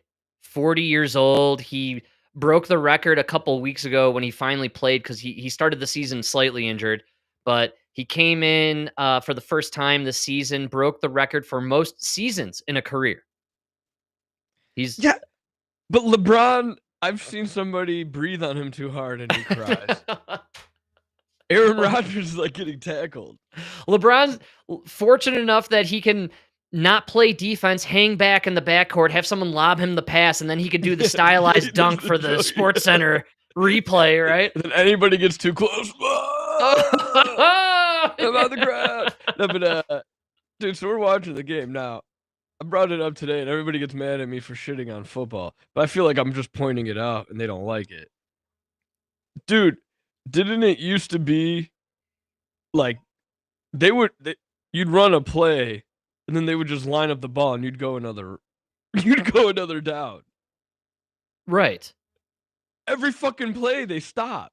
I've been talking about this nonstop for over a year now, especially on the show, but every time we're out at the bar, I openly discuss it just to see if anyone will... Is anybody noticing? No, this is what I do. When Em and I are at a bar, I out loud gameplay like an announcer the break between the plays. That's Every what people... play, it used to be like, what was it, 30 seconds, 24 seconds? No, here's what happens. This happened the other night. We were watching the game. The guy runs 2 yards, and they need to spot the ball. And so, and so now we're going to replay 100 times from 15 different angles this guy running 2 yards. And then we're going to replay the ump spotting the ball. Yeah. 3 or 4 times. then we're going to show the ump with his head in the booth thing, like looking at the replay, right? And then we're going to cut to the guys on the sidelines on this side, then that side. Then we'll show some crowd. Then we'll show one of the play callers in the booth. He's also like thinking about it and game planning. And we got a little bit of time. Let's cut to commercial. Let's throw a commercial in there. That's right. We're going to come back. We're going to figure this out, come back, and let you know what's happening. Come back. Let's watch that replay a couple more times. See where that knee landed. They'll focus on a knee over and over again. And then you know what happened? They made the call, and then the guy challenged it. He challenged the call. So they like did a booth, and then they challenged it, more booth review, going back to commercial, come back, let's replay, back to booth, back to commercial, replay, third down. And then they go like, all right, let's do this. And it ended up being that there was no progress on the play. No. It was ridiculous. I think we were there for about an hour and a half watching this game. I think I watched 4 minutes of actual football being played. That's right. And I had an urging for a Subway sandwich. Like, wow, yeah. It's literally just commercials and downtime. I'm exaggerating with the every play, but it was like they would do 2 downs. It's the worst quality product on television from an entertainment standpoint. It's extremely boring. It's only worth watching if you're at a bar, and even then, you best hope you have some good company to talk to in between all the non-action going on, because there ain't no action happening, dude. There's no game, dude. I know there's not, because it used to be 2 announcers. Now you got 6 guys at a table. If you have enough time for 6 guys to talk, you need to play more football. Yeah, dude. That clock you got in baseball, can we bring it over to football? They have it already. There's already a clock. No, what happened to the clock?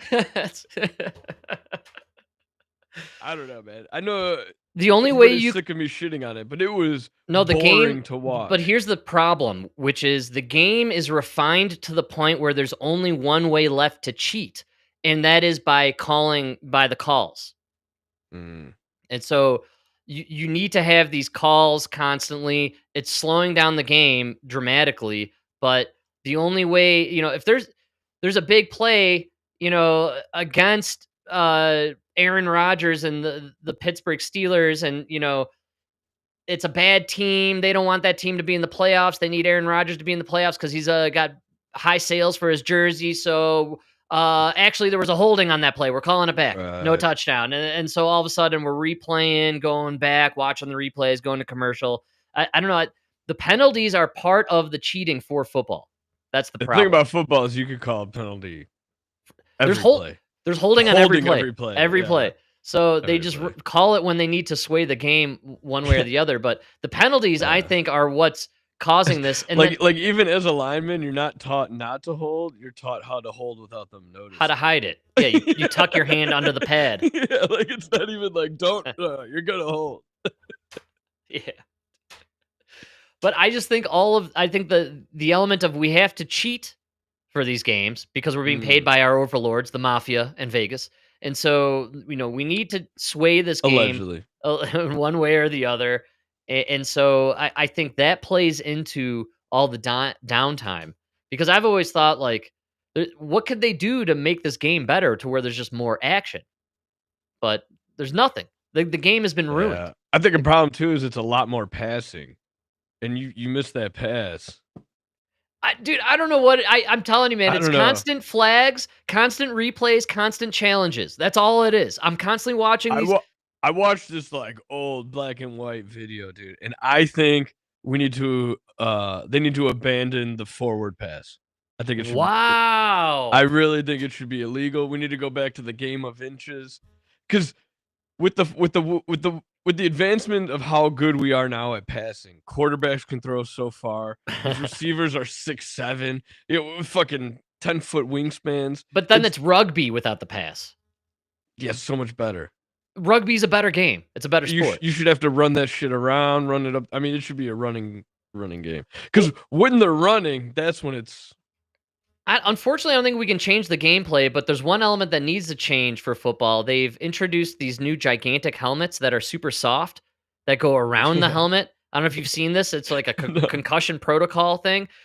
It's getting the helmets are getting ridiculous now. Is all I'm saying is we need to get rid of the helmets. Go back to the leather cap. Oh, leather cap.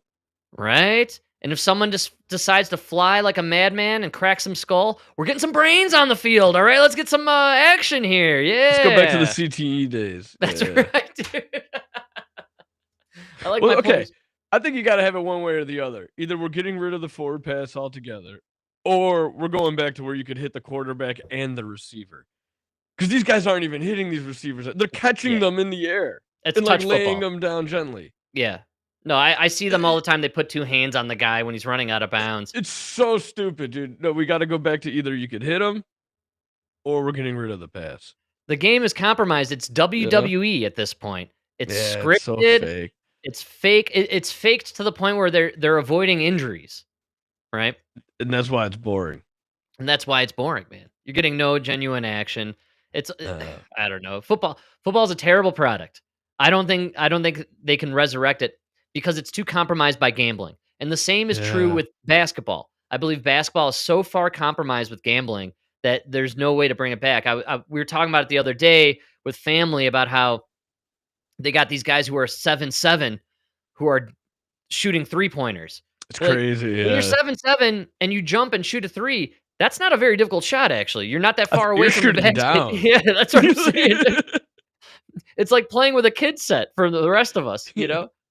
But they need the game to be played that way in order to get the billion-dollar contracts, NBA and football, huge television contracts and streaming contracts. So this is all entertainment. You need the cheating in there in order to get the narratives that you desire, in order to get the viewership that you need, in order to justify your commercials that you're playing, and the contracts that you're signing. So the contract. Can I say another? Can I shit on my next shitting on football? I mean, this was one game that was driving me nuts for an hour. Absolutely, man. It used to be like when I was a kid. You're watching the Bears every Sunday. When somebody went down and had to be carted off the field, or like carried off the field, it was like, oh my god. Yes. You're not going to see him for the rest of the season. He's out for this guy. For him to lie there like a little bitch and then get dragged off the field, he's got to be out for the season. You know what I'm saying? That's a broken ankle. He's done. I saw 3 guys in an hour and a half get carried off the field and be back within 2 plays. Exactly. Yeah, man. What happened? And that guy with the broken leg who was still playing was getting $200,000 a year. That's right. You're getting $20 million. You know what I mean? Yeah, man. What happened? Oh, they're soft, and it's supposed to be a game of I don't know. The game of hard knocks, man. That's what it's all about. No, the game is just a game. It's entertainment. It's all about the gambling. We kind of didn't really tap into it over the last couple of weeks, but the gambling controversy has reached into all facets of sports. They had to kick out 2 baseball players for life from the MLB. Crazy. For throwing games, for purposefully throwing balls into the dirt. I can't believe we're at a point where they're letting you bet on the pitch. You're betting every pitch? What is wrong with you people? Dude, I watched 60 Minutes last night. They had the creator of Polymarket on there, which was was that good? Super interesting interview. I highly recommend it to everyone. And the interviewer kind of asked the creator of Polymarket, like, you have them betting on all these little things, and he's like, oh yeah, you wouldn't believe what people would bet on, you know? And like and they kind of peruse the site, and there's just crazy stuff people are willing to bet on, even in just the real world, man. I mean, even for some of these football games, they're betting on like the shade of lipstick that Taylor Swift is wearing on Polymarket. Yeah, man. They're betting on anything that you can think to bet on is being bet on Polymarket.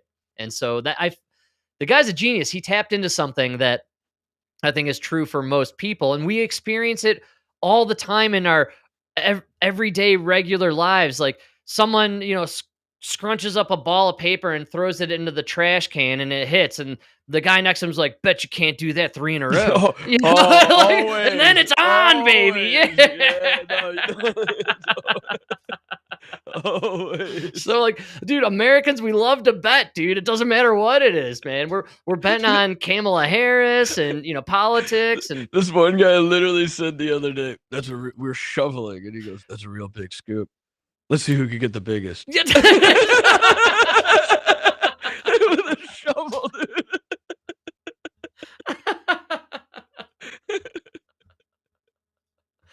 Yeah. That's how it goes, man. So We're betting on everything. You bet on everything. So we live in a bet culture, and that's why these sports are still around. It's just for betting purposes only at this point, and it shouldn't be shocking. People. Players in baseball, basketball, football now are all getting kicked out of their leagues for betting on themselves. And this is the opposite of what Pete Rose did and Michael Jordan, I presume, betting against themselves.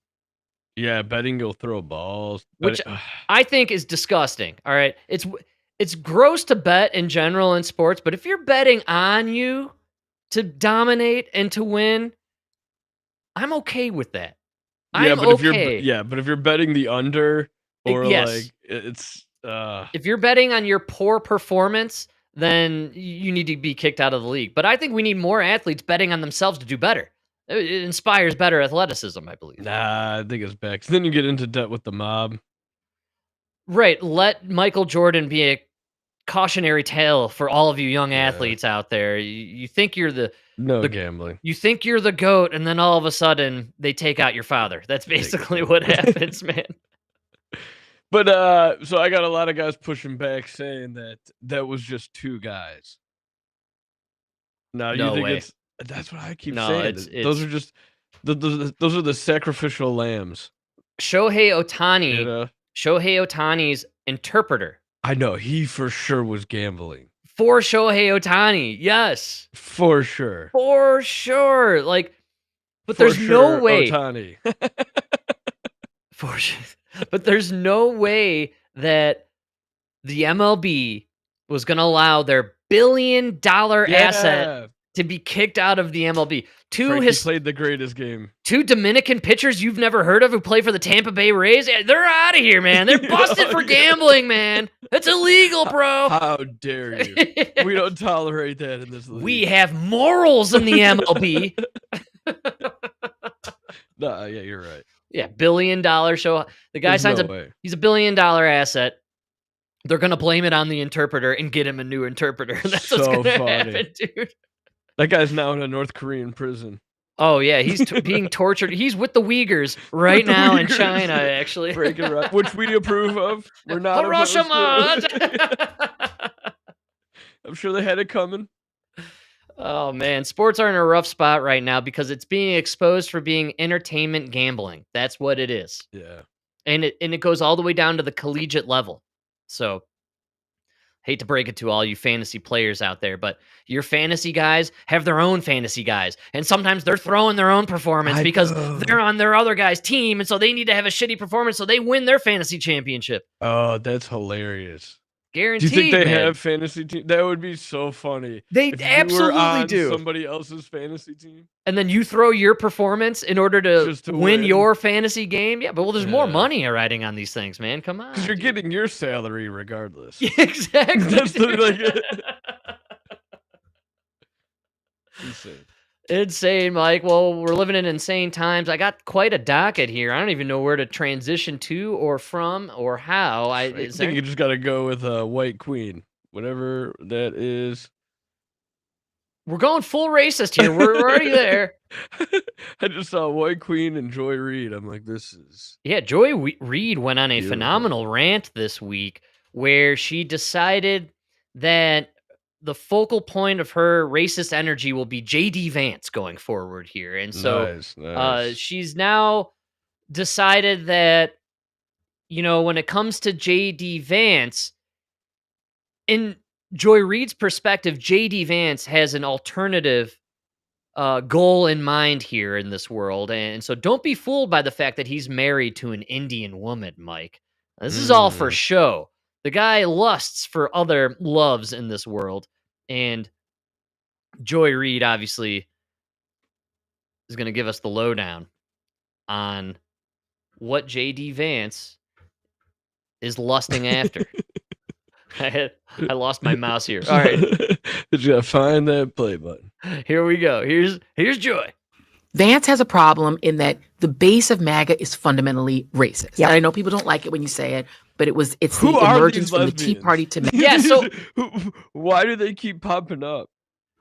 I don't know. I brought the one on the left I brought up a while ago. She's very vulgar and the left believes that that's how you tap into, going viral on the interwebs. And so, yeah, these ladies, they run their own left-wing podcast. They were on that show with Harry Sisson when he was complaining about J.D. Vance. That's what I'm saying. They keep popping up now. And I think they were with Michelle. They had another one that went viral. Clearly 2 people on the CIA payroll. I think we can accept it. Yeah, they're just showing up on everybody's algorithm. Popping up on If you see something popping up all over social media, but nobody in your real life ever talks about them, that's called a psyop. All right, and you're being.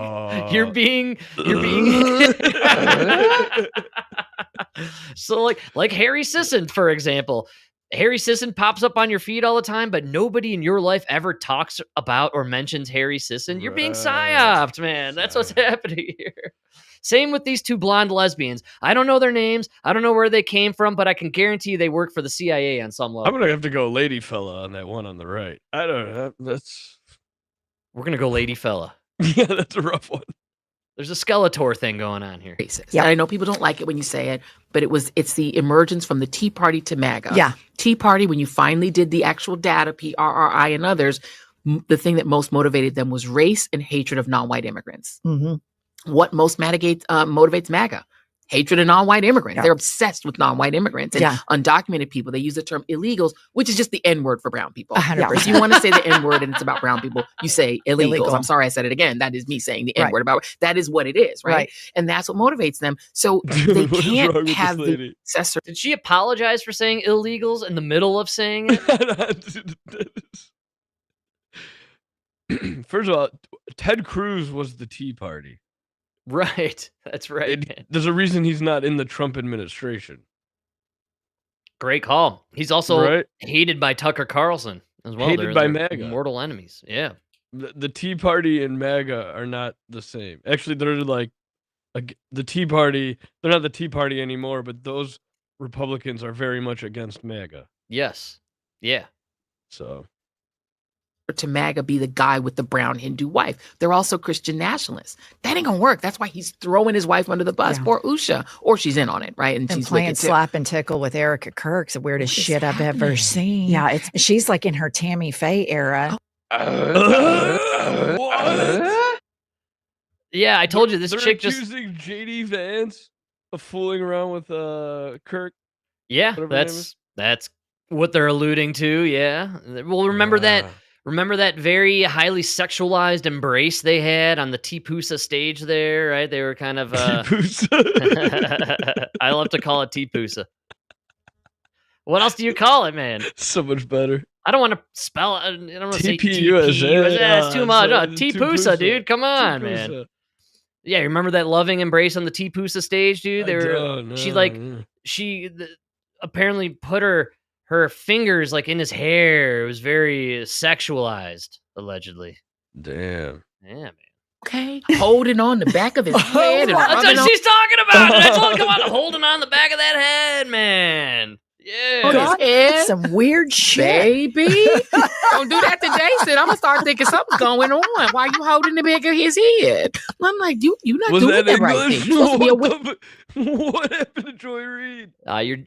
You're doing the Jasmine Crockett too hard, Joy. Dial it back. Go back. Dial back. Just get to Donna Brazil level. Cook some gumbo. Come on.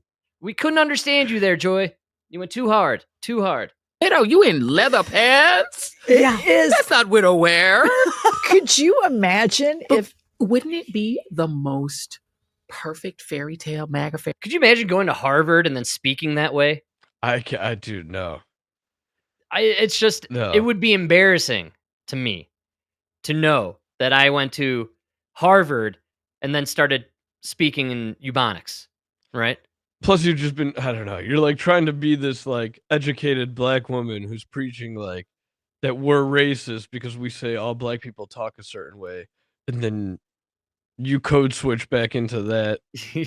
Devalue your own dialogue. Yeah, I don't know. Go ahead. This is crazy. If he finally sees the light that he needs a white queen instead of this brown Hindu. I mean, I'm not saying that's happening. Right. Excuse me? What is wrong with these people? They're so racist, dude. They can't stand the fact that they had Kamala Harris, who was married to a white guy. Yes, dude. Tim Walz, white guy with a white woman. Right. And then here comes Trump with Ivana, who's not American. She's an immigrant. That's right. And JD Vance is married to an Indian immigrant. Ah, soul crushing. The diversity. These how do you call these Nazi racists when they're married to all these immigrants, man? That's insane. Or maybe that Usha's not even in on it. Maybe she's whatever. But that's one entrant. Another entrant is frankly Donald Trump Jr. If he can, keep it together, because he's got the name, but not Hunter, right? No, he's Hunter literally sober. Hunter's out there explaining why crack is better than alcohol. I mean,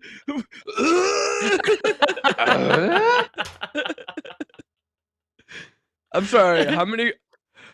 What is Trump now? Almost 5 years in the White House? Right. How many bags of coke have we found? Great call, man. Absolutely.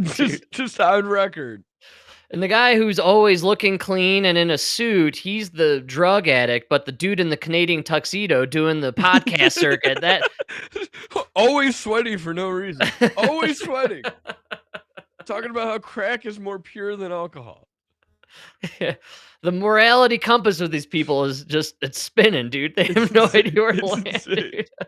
Yeah. He's the son. Yeah. Maybe it's him, right? Right. And then there's other entrants. Bannon can't do it because he's sloppy and look a hot mess. And everybody's like a ugly man. You know what I mean? He look a hot mess. And they called him a gay man in there at some point, dude. These chicks are just slandering everybody on the right. It's incredible. I love it. So it's like, well, who could it be? Charlie Kirk was said to be one of the contestants to inherit the throne. But I love it because it's an insult to accuse Bannon of being gay, but then Pete Buttigieg is a hero because he's running as gay. Right. So it just depends on if you're a Republican or a Democrat, right? Great call. And it's also insulting to suggest Pete Buttigieg is gay just for politics. Which is something Tucker has posted. Yeah, allegedly. Mm-hmm. And then the other person there are two other people who I think are potential inheritors that we don't talk about as much because neither of them are politicians. One of them is Tucker Carlson. Yeah, who has been positioning himself for a long time. When he's not getting attacked by demons. In his sleep. That's fucking crazy now. Come on now. Let me ask. He says it out loud. Sorry. But honestly, if you were Beelzebub or a demon, who best to get into bed with? I want to tell you something. Wow. Yeah. Man. Joy Reid dipping into the Beelzebub there. That's insane. They're insane, huh? These women are totally nuts, man. Yeah, and they believe they have the moral high ground and that Democrats are better than Republicans, even though, I mean, just the way they speak about people on this show, or those two blonde chicks, the one in particular, the Skeletor lady, they're kind of nasty ladies. I'm not going to lie. Yeah. Accusing Erica Kirk of having an affair with JD Vance because he needs a white queen. Yes, that is the whole thing. And you're the non-racist one. Exactly. We're the racist. You're just projecting this racism onto them. Yes. I don't know. That seems insane. Illegal is now the new N-word. That's something that I think we should all... Well, if you're talking about illegal brown people. Right, yeah. You're just calling them the N-word. Right, man. Yeah. And so the moral here from Joy Reid is that JD Vance is most likely fantasizing about leaving his brown wife, Usha, for... Mother of his children. Right. For a white queen that is Erica Kirk. And this is all very apparent because of her loving embrace of him at that T-Pusa event they had like 3 weeks ago. You gotta change that name, T-Pusa. It's too close to pussy, man. I can't. And it's T-Pussy, which means it's actually a dick. Wow! That blonde chick's a dude? Oh, man. You know? Great call. That's what the man vagina is. It's T-Pusa. It's gross. Gross. Might want to change that one. Yeah. Vance has a... Oh, man. Good stuff, though, huh? That was really racist and intense, honestly. Yeah, I can't believe that's the... That's their like reaction to the podcast world. They put these two ladies up. They're gonna have That's them interview ladies, and yeah. that's just a terrible show. That's a terrible show. Like I said before, that one gal is extremely vulgar, and she's really intense with the nicknames and full on just making alleged claims about people, and that seems to be their new method. And or in my mind, that's the mirror from the Democrats, which is they've been trying to figure out how Republicans dominated the internet for so many years here. This is their response. They've watched the Republicans, and now they're like, this is how we do it. This is how they're doing I it. know, but they didn't get it. You see, Megyn Kelly is hot. You gotta get, you know what I'm saying? That's, right? She does. She is like an Aldi's Megyn Kelly or something like that. Like there's something going on. Yeah. Aldi's. It doesn't look that good, but you don't really have a choice. It's Right. Aldi, you know? It's the Aldi version. Right. It's definitely what you're getting with this gal. But their morals are laid on sand basically, whereas Megyn Kelly, her morals are founded on rock. And so that's why I think Megyn Kelly is Megyn Kelly, and then this blonde Skeletor is blonde Skeletor, who we have no idea who Get she some is. hot chicks. Even Candace Owens is hot. Yeah. Right, Well, but before the 9 kids or however many, whatever number she's on. yeah, and I mean, Falling off around 6, I know it's just it's hard to find truly attractive women when they all have penises when you're on the left. I mean, not that they aren't attractive, but when you're guys like women without the penis. So when you have all these women with the penis, now or past. right? I don't care that they gotta cut it off. Doesn't change nothing, Yeah, that chick. We're gonna see a lot of her, especially next year during the midterms. I'm sure. So look out, world. And they seem to not understand the Republican Party at all. No, not at all. Not They don't at understand all. where the divide is, what it's over. No, because in their mind, it's race. Everything is race. I literally never hear one thing about race.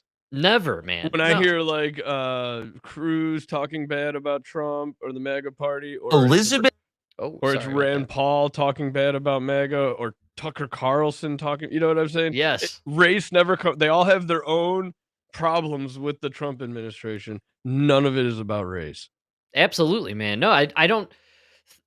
I struggle to think of any issues that are race specific actually in this country right now. Nobody cares about race except you people on the left. That's all you talk about. Yes. Nobody else cares.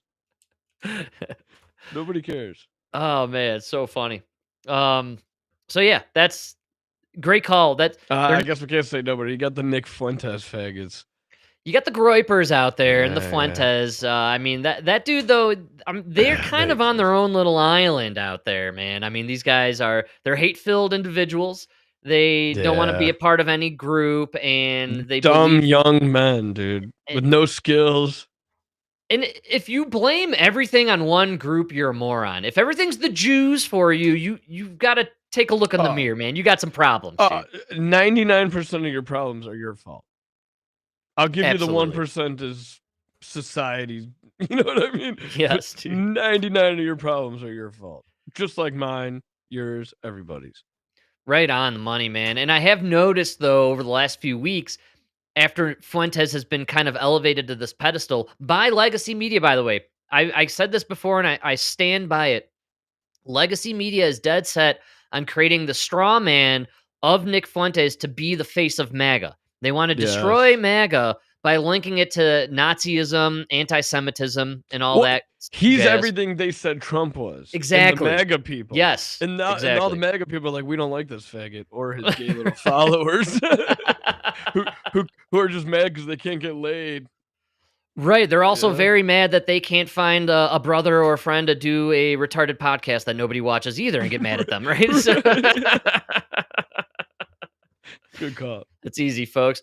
Well, speaking of your favorite word, fag, and yes, I just said it. That's right. It's free speech in the It's world. I America. almost never say it, but I'm saying it in honor of probably one of the greatest interviews I've ever seen go down in my entire life, and that was between Tucker Carlson and Piers Morgan. The whole interview is actually really entertaining and really fun. I recommend it. It is crazy. What's crazy is Piers Morgan is a lefty in Britain. Well, what's crazy is they both worked for CNN. Good call. And neither one is a leftist Democrat. Well, they don't have Democrats over there. But Piers is like on the left in Britain.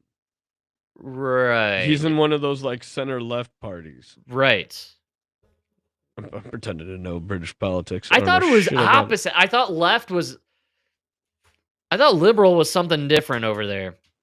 If I'm not mistaken. Yeah, that's what I mean. You can't really just compare apples to apples. No, I think the comparison here is CIA or Tucker Carlson is CIA and Piers Morgan is MI6. MI6, yeah. So you know what I'm saying. So that's the difference there. No, but I think it's interesting because the more you listen to, the more I listen to the interview and Piers, he seems to be like a '90s Democrat. Yes, absolutely. Yeah, right on.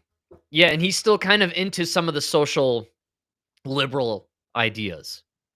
Right, but totally against like the dudes in the women's lockers and woke, dude. Woke changed everything. Woke is like its own. It's like you have the left and the right, and then you have woke and MAGA, and we've all been fighting with each other throughout this whole. But what's crazy is how he could see how bad it is in Russia for them to not be allowed to talk about the leader. Yes, but then he can see the the connection to what they're doing in his own country. Absolutely, and that's the clip I got here, which I found to be the absolute most entertaining of the conversation. And it's a long one, the interview itself, but this section where they discuss free speech is really a spectacular argument because Piers kind of defending the stifling of speech, which is bizarre. But here's Tucker and Piers. They are arguing over or disagreeing over, respectfully, the free speech concepts we have in either country, the UK and London, and then here in the US. And Tucker decides to phrase this section around a story that took place in the UK where a lady was assaulted and then decided to use some choice language on social media. And as we've been following over the last year, when you post stuff on social media in Great Britain, in the UK in general, I think you go to jail for speaking your opinion. So hardly free speech in my book, and I think Tucker agrees, and this is a phenomenal exchange. And because it's your birthday, Mike, this one is dedicated to you, sir. Elizabeth Kinney from Tranmere. Have you read about this? Go on. She's a mother of 4. I think she's a nurse, and she gets beaten up by her boyfriend. He beats her up. She goes to the hospital, and she texts someone, a buddy of hers, a friend of hers. I was off. I thought it was on social media. It was just a text message. That should scare the shit out of everybody, man. Wow. A girlfriend of hers, and describes the man who beat her up and sent her to the hospital as a, quote, faggot. The faggot. And so, yeah, Tucker, he said the word. He got his point across. No need to repeat, I think, at this point. We know we know the word we're talking about here. Maybe once more. Maybe one more, right, Tucker? She's arrested and convicted of a hate crime. The guy who beat her up is not arrested or convicted. And then she goes through this whole kabuki, which is now required, where she prostrates herself before the judge. I'm sorry, it was not a homophobic rant. By the way, you're allowed to be homophobic if you want in a free country. You can have any view you want. But no, because she used the word faggot, she's arrested, and the guy who punched her in the face was not. He's going to go on a bit of a tirade here, a little rant, a mini rant, but just pay attention to the glee in his eye before he goes down that path, all right? You're going to see a little smirk in that old face of Tucker. And folks, I know I have a no-tuck rule generally, but we had to break the no-tuck rule. It's a good one. That story tells you everything. Well, I don't know that story. If it's exactly Daily Mail, baby. Okay. Pictures of her and everything. I'm not doubting it. I'm just saying I need to look into it. But if that is how you've told it, obviously it's ridiculous. Would you say the word faggot on camera? No. Why? Because you don't want to get arrested, do you? I don't want to be arrested. Because it's so harmful to people? No. Is it like gay bashing? What's wrong with that? No, actually, my whole issue with the whole trans There it is. That smile, you see that smile, dude? He knows he got him.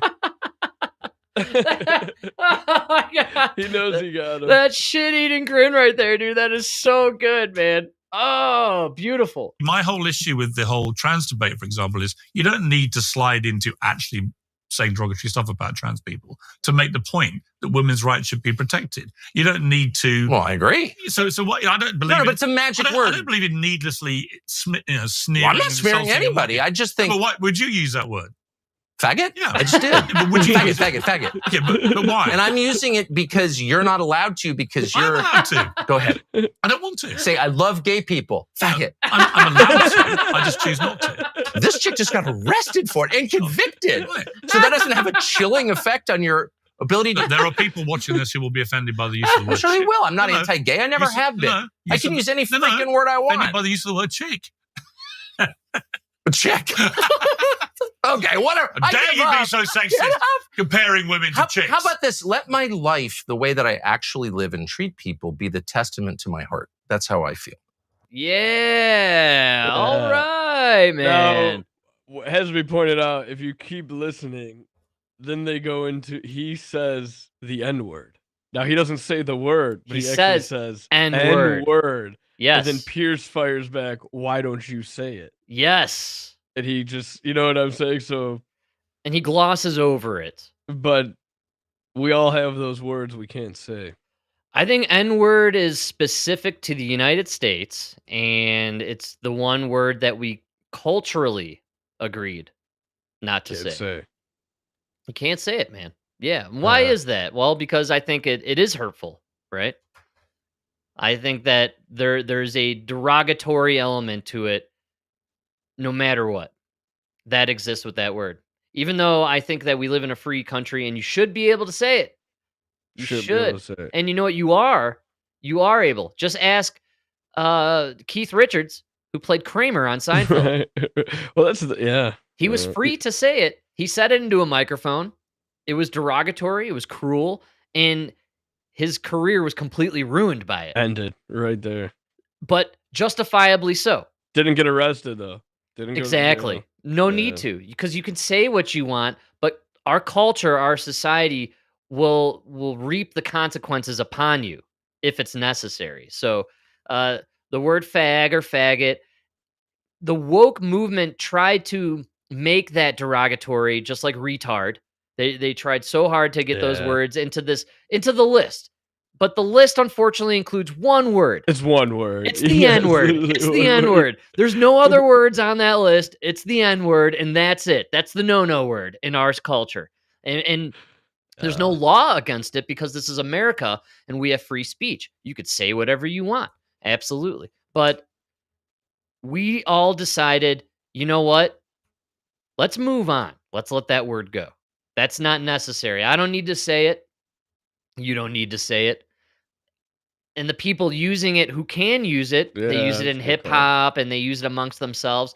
Well, that's fine for you to use it, but you're perpetrating this derogatory term amongst yourselves. If you really want our society to let that word go, stop using it. And if the rappers and people in that community and the black community stopped using it, I know it's the word of empowerment or whatever it is, but if you were to stop using it or typing it, let's say, just even on a digital aspect, that word would disappear from Google word usage. You know, you could search a word on Google and its usage over time, right?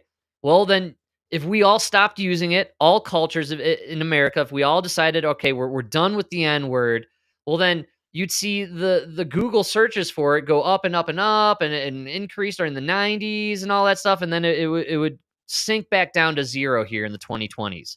And then it would just disappear.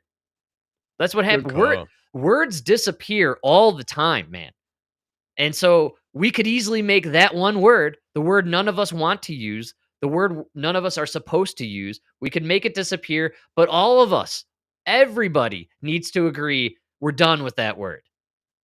So that's how it goes, I think. It was funny because you had me thinking like there's only one word, and then like lately the word like the word shine's been coming up a lot.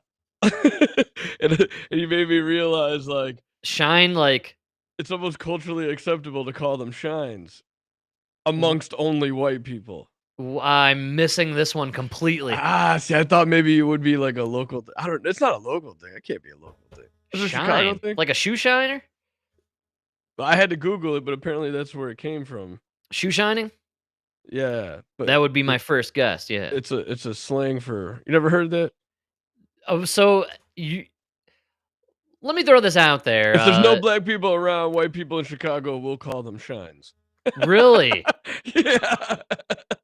We don't have a lot of black people here in Colorado, so we don't develop new nicknames for them. You know what I'm saying?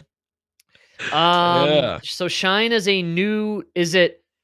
No, it's old. Is it derogatory? I guess is my question. Very. It is really okay. Well, that's what I'm saying. Nobody says it in front of black people. But Interesting. a lot of guys say it when it's only white people around. I've never heard this phrase, man. Yeah. Crazy. Considering I'm from a white suburbia, I mean, I should be a natural-born white supremacist, considering where I grew up. But to be fair, in Chicago, like everybody kind of uses words for everybody. Like every Asian is chink. Right.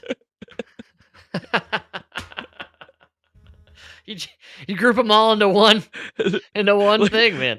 Like a guy will come by and be like, they serve tacos at that Chinese place. Hey, for some chinks, man, they know how to make a good taco. you're like, dude, I guess that was a compliment.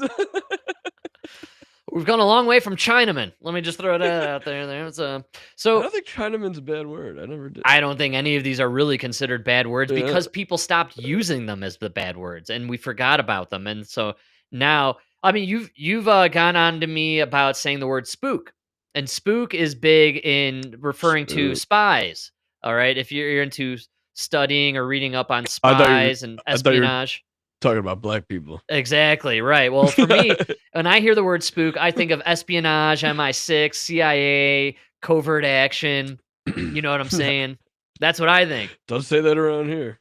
See, I've now learned. Well, I tend to refrain from generalized slurs and slangs, but I live in Denver, Colorado, where I can easily avoid those slangs.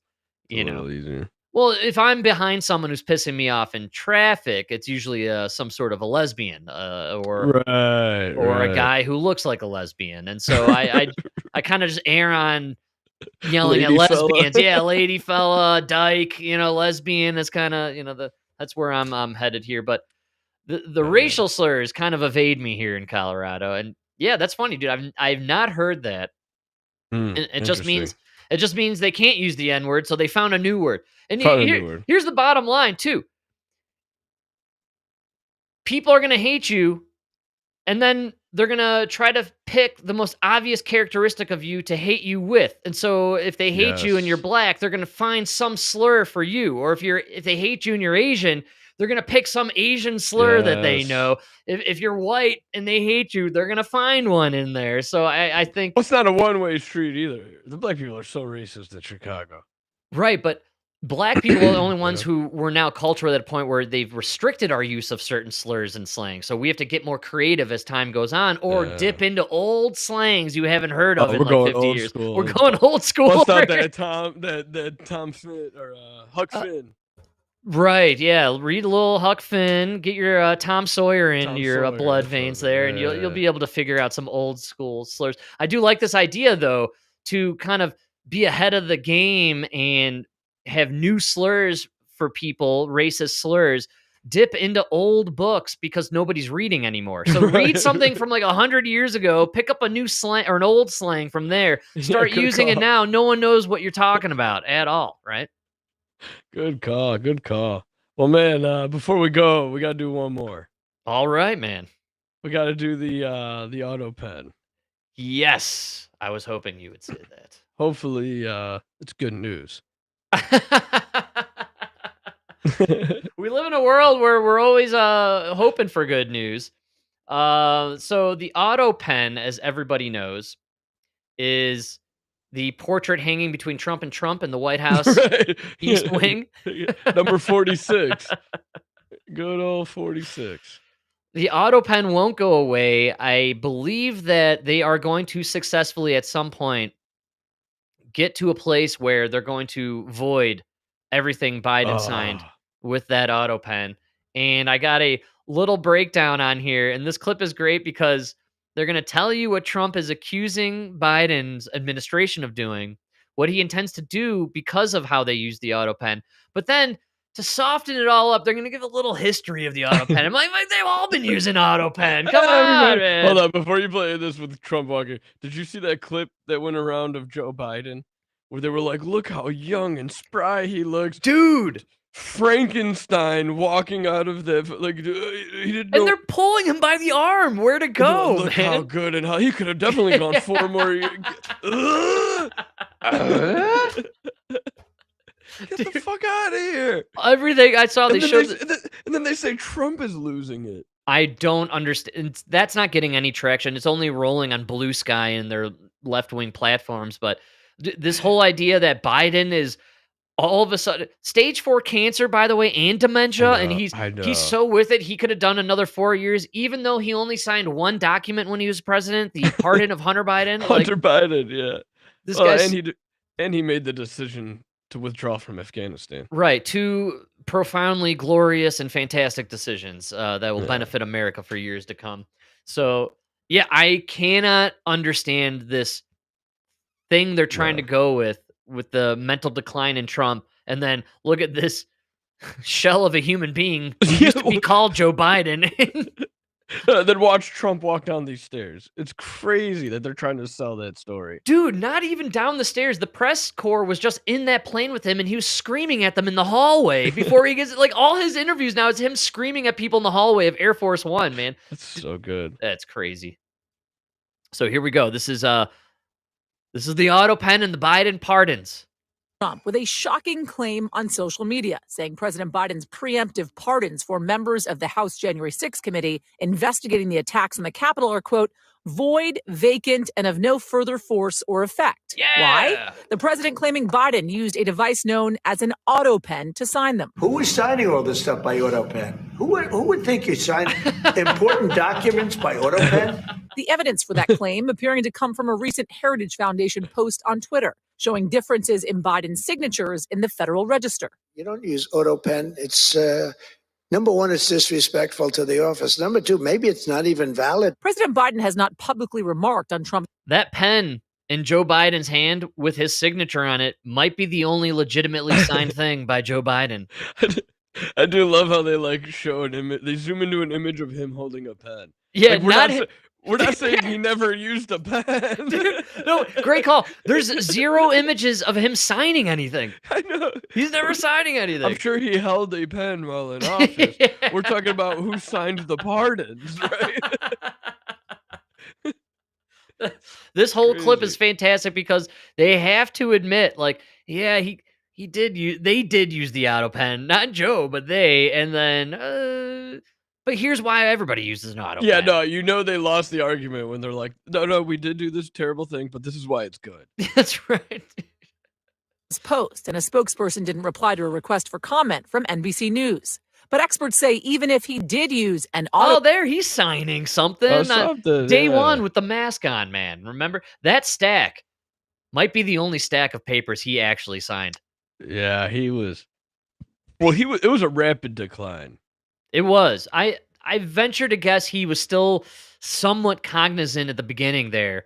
And then probably after the first year, he was toast, man. His debate in the primaries weren't bad. But then by the time you got to that, like, Hitler speech in front of Independence Hall, it was like, what is going on here? But the visuals didn't help at all, man. Yeah. The red lights. The dementia Hitler. Yeah, we'll never... Oh, my God, that was a great scene. Pen, that wouldn't make his orders illegitimate. The text of the Constitution in Article 1 refers to the president signing it. It doesn't say literally whether that must be, by his physical hand or not.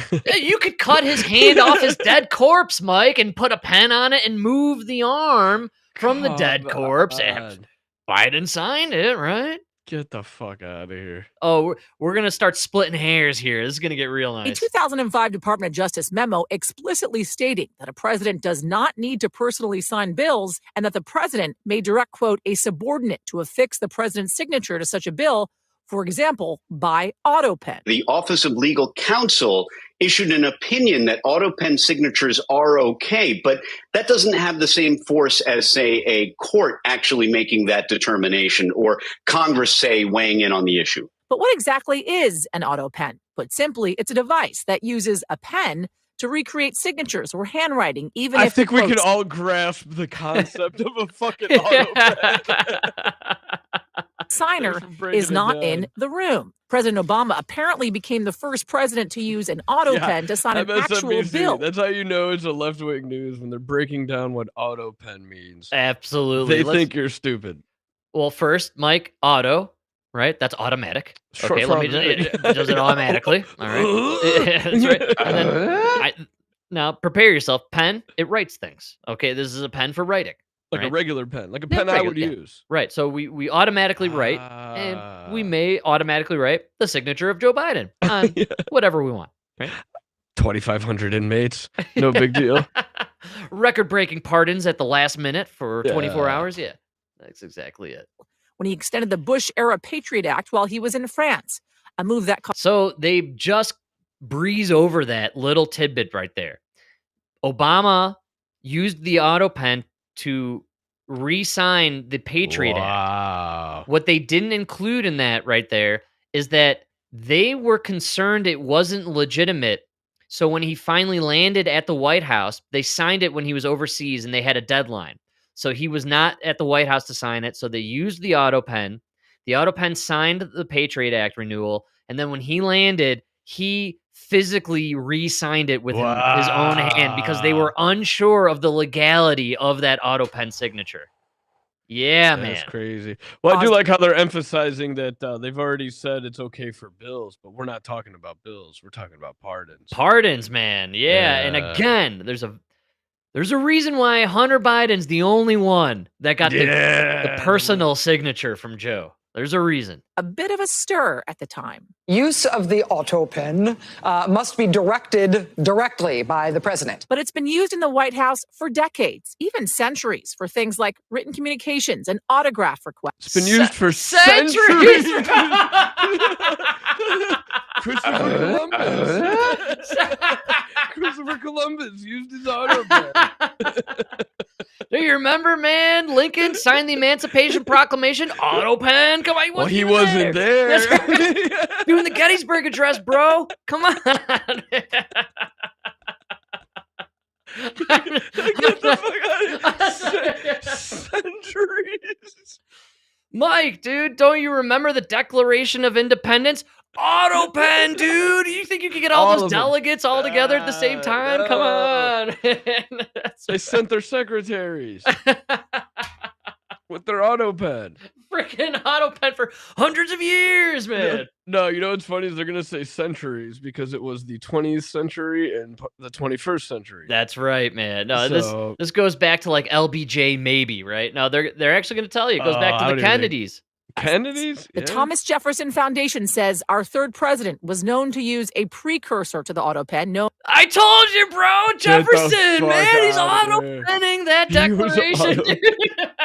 Known as a polygraph for making a copy of handwritten letters. President Harry Truman is often said to be the first president to use a fully robotic AutoPen in the 1950s. John F. Kennedy was said to be such a prolific user of the AutoPen that it became the subject of a book. They wrote a book, bro. The robot that helped make a president. Come on. The robot that helped make a president. And Lyndon Johnson's use of the machine even made the cover of the National Enquirer in 1968, regardless of how AutoPen has been used in the... Insane. Has it been used before? It practically ran the Kennedy administration. What do you mean? It's what made civil rights happen with LBJ. What are you guys talking about over here, man? It wouldn't have happened without the AutoPen. That's ridiculous. Jefferson was using an AutoPen. All the way back to Jefferson. All right. That's how you know they got caught. They got caught in this big fat lie, man. The president, they're worried. They're all those people who got those pardons. They're worried. Joe Biden's presidency was a full-on scam. The guy had dementia. He wasn't running it. It was Obama's third term. It was Obama's people running the auto pen, making the documents. No, what's worse is it wasn't Obama's people. Maybe they were some of the people. It was just anybody who could get their hands on it. Great call, dude. You're right. know? It was some Obama people, but also Jill and Hunter Biden. Warren. And Elizabeth Warren. There were just random people getting their hands on that auto pen. Could. It's amazing. I mean, we lived through a presidency where anybody could walk through the door with a piece of paper and be like, I need this signed by Joe Biden. And they're like, oh, the machine's over there. And they just go over there and just let the machine sign it, man. And then we had a law or some sort of dictate from the White House, man. I mean, now it makes sense, though. In my opinion, the insanity, the chaos of the Joe Biden reign of terror for 4 years all makes sense when you realize it was just a group of woke lefties signing away whatever insane doctrine and idea came into their retarded brains. And that's why we got what we had for 4 years, man. And it makes sense why you look back on his 40 years in Congress, and then you look at how his presidency went, and nothing matched up with anything he ever believed, spoke about. Yes. You know? Absolutely, man. You watch old clips of Joe Biden, you're like, where did that guy go? How did he comb over Joe? When he had, right. the crazy 80s comb over. Before his 2 brain surgeries, right? That's what insane. That's insane. Poor guy. Poor guy, man. But that's what we lived through, an auto pen administration. Hopefully it never happens again, but I can't say that it won't. Unless listen, let everybody get away with it. Give them their pardons, let them keep it, except Tony Fauci. Except Tony Fauci. I think Tony Fauci. We can all agree Tony Fauci needs to be held accountable for his crimes against humanity, which we'll see more of going down the line. I'll save it for Sunday, but I got some stuff on how they're seeing evidence that COVID caused cancer, which means they have evidence that the shot caused cancer. Wow. No doubt about it. But Mike, I can't believe it's the fastest hour or 2 in the universe. We crushed through it. We did a Monday for a Sunday. I want to thank everyone for hanging out, enjoying the good times, great oldies. It is Monday night, so we can't keep going until the wee hours of the morning, unfortunately. No, gotta work both tomorrow. workers. Gotta go back out in the cold. I want to dig in a fucking hole. And whenever it's cold, dude, I always think about you out there working, doing the plumbing. You know what? But I like it because you get the best of the best and the worst of the worst. You know, great call. It's better than just staying in the middle all the time. And I joke about it all the time, how I want to leave and move into a warm climate, but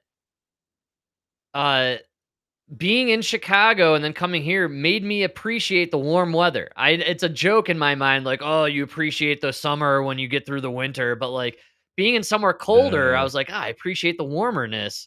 So, winter is good in a way that it makes the warmth feel better when you get it, There's that weird thing where like most innovations and like most advancements in societies happen in the cold climates.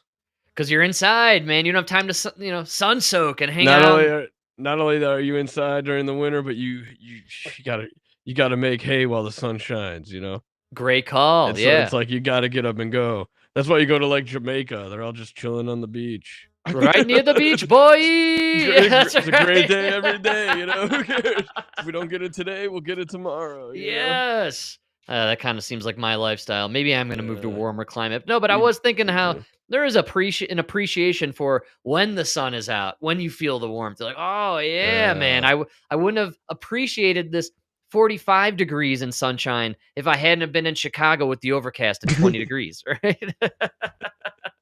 Chicago, so shitty, it'll make you love your home. That's right, man. Yes. Yeah, you guys are doing something right for everybody. We'll do Brandon Johnson on Sunday. I got a good one for us. We'll enjoy it. Oh, thanks again, everybody, for hanging out with the Good Times, Great Oldies. DJ Rodfather here playing us out. He's got a good one. This Local is for you and your trip. Yes, man. Awesome. We'll see you all on Sunday. Have a great rest of your week and a great weekend. weekend. Said it like 4 times, and I kept thinking about the song. Excellent. Yeah.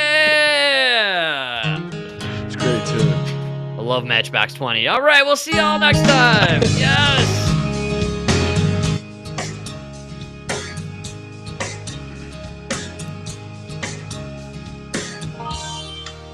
She said it's cold outside and she hands me my raincoat.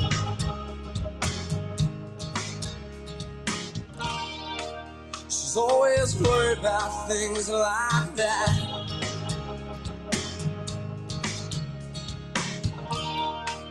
She said it's all gonna end and it might as well be my fault. And she only sleeps when it's raining, and she screams, and her voice is ringing. She says, baby, it's 3 a.m., I must be lonely. She says, baby,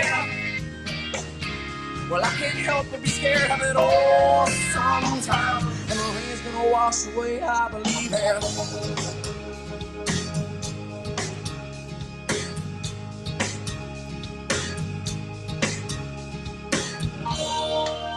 She's got a little bit of something, God, it's better than nothing.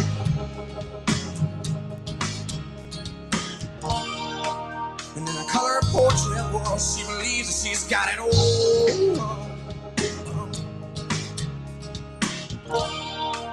She swears the moon don't hang quite as high as it used to. And she only sleeps when it's raining. And she screams, and her voice is straining. She says, baby, when it's 3 a.m., I must be lonely. But heaven, she says, baby, well, I can't help but be scared of it all sometimes. And the rain's gonna wash away, I believe. Yes.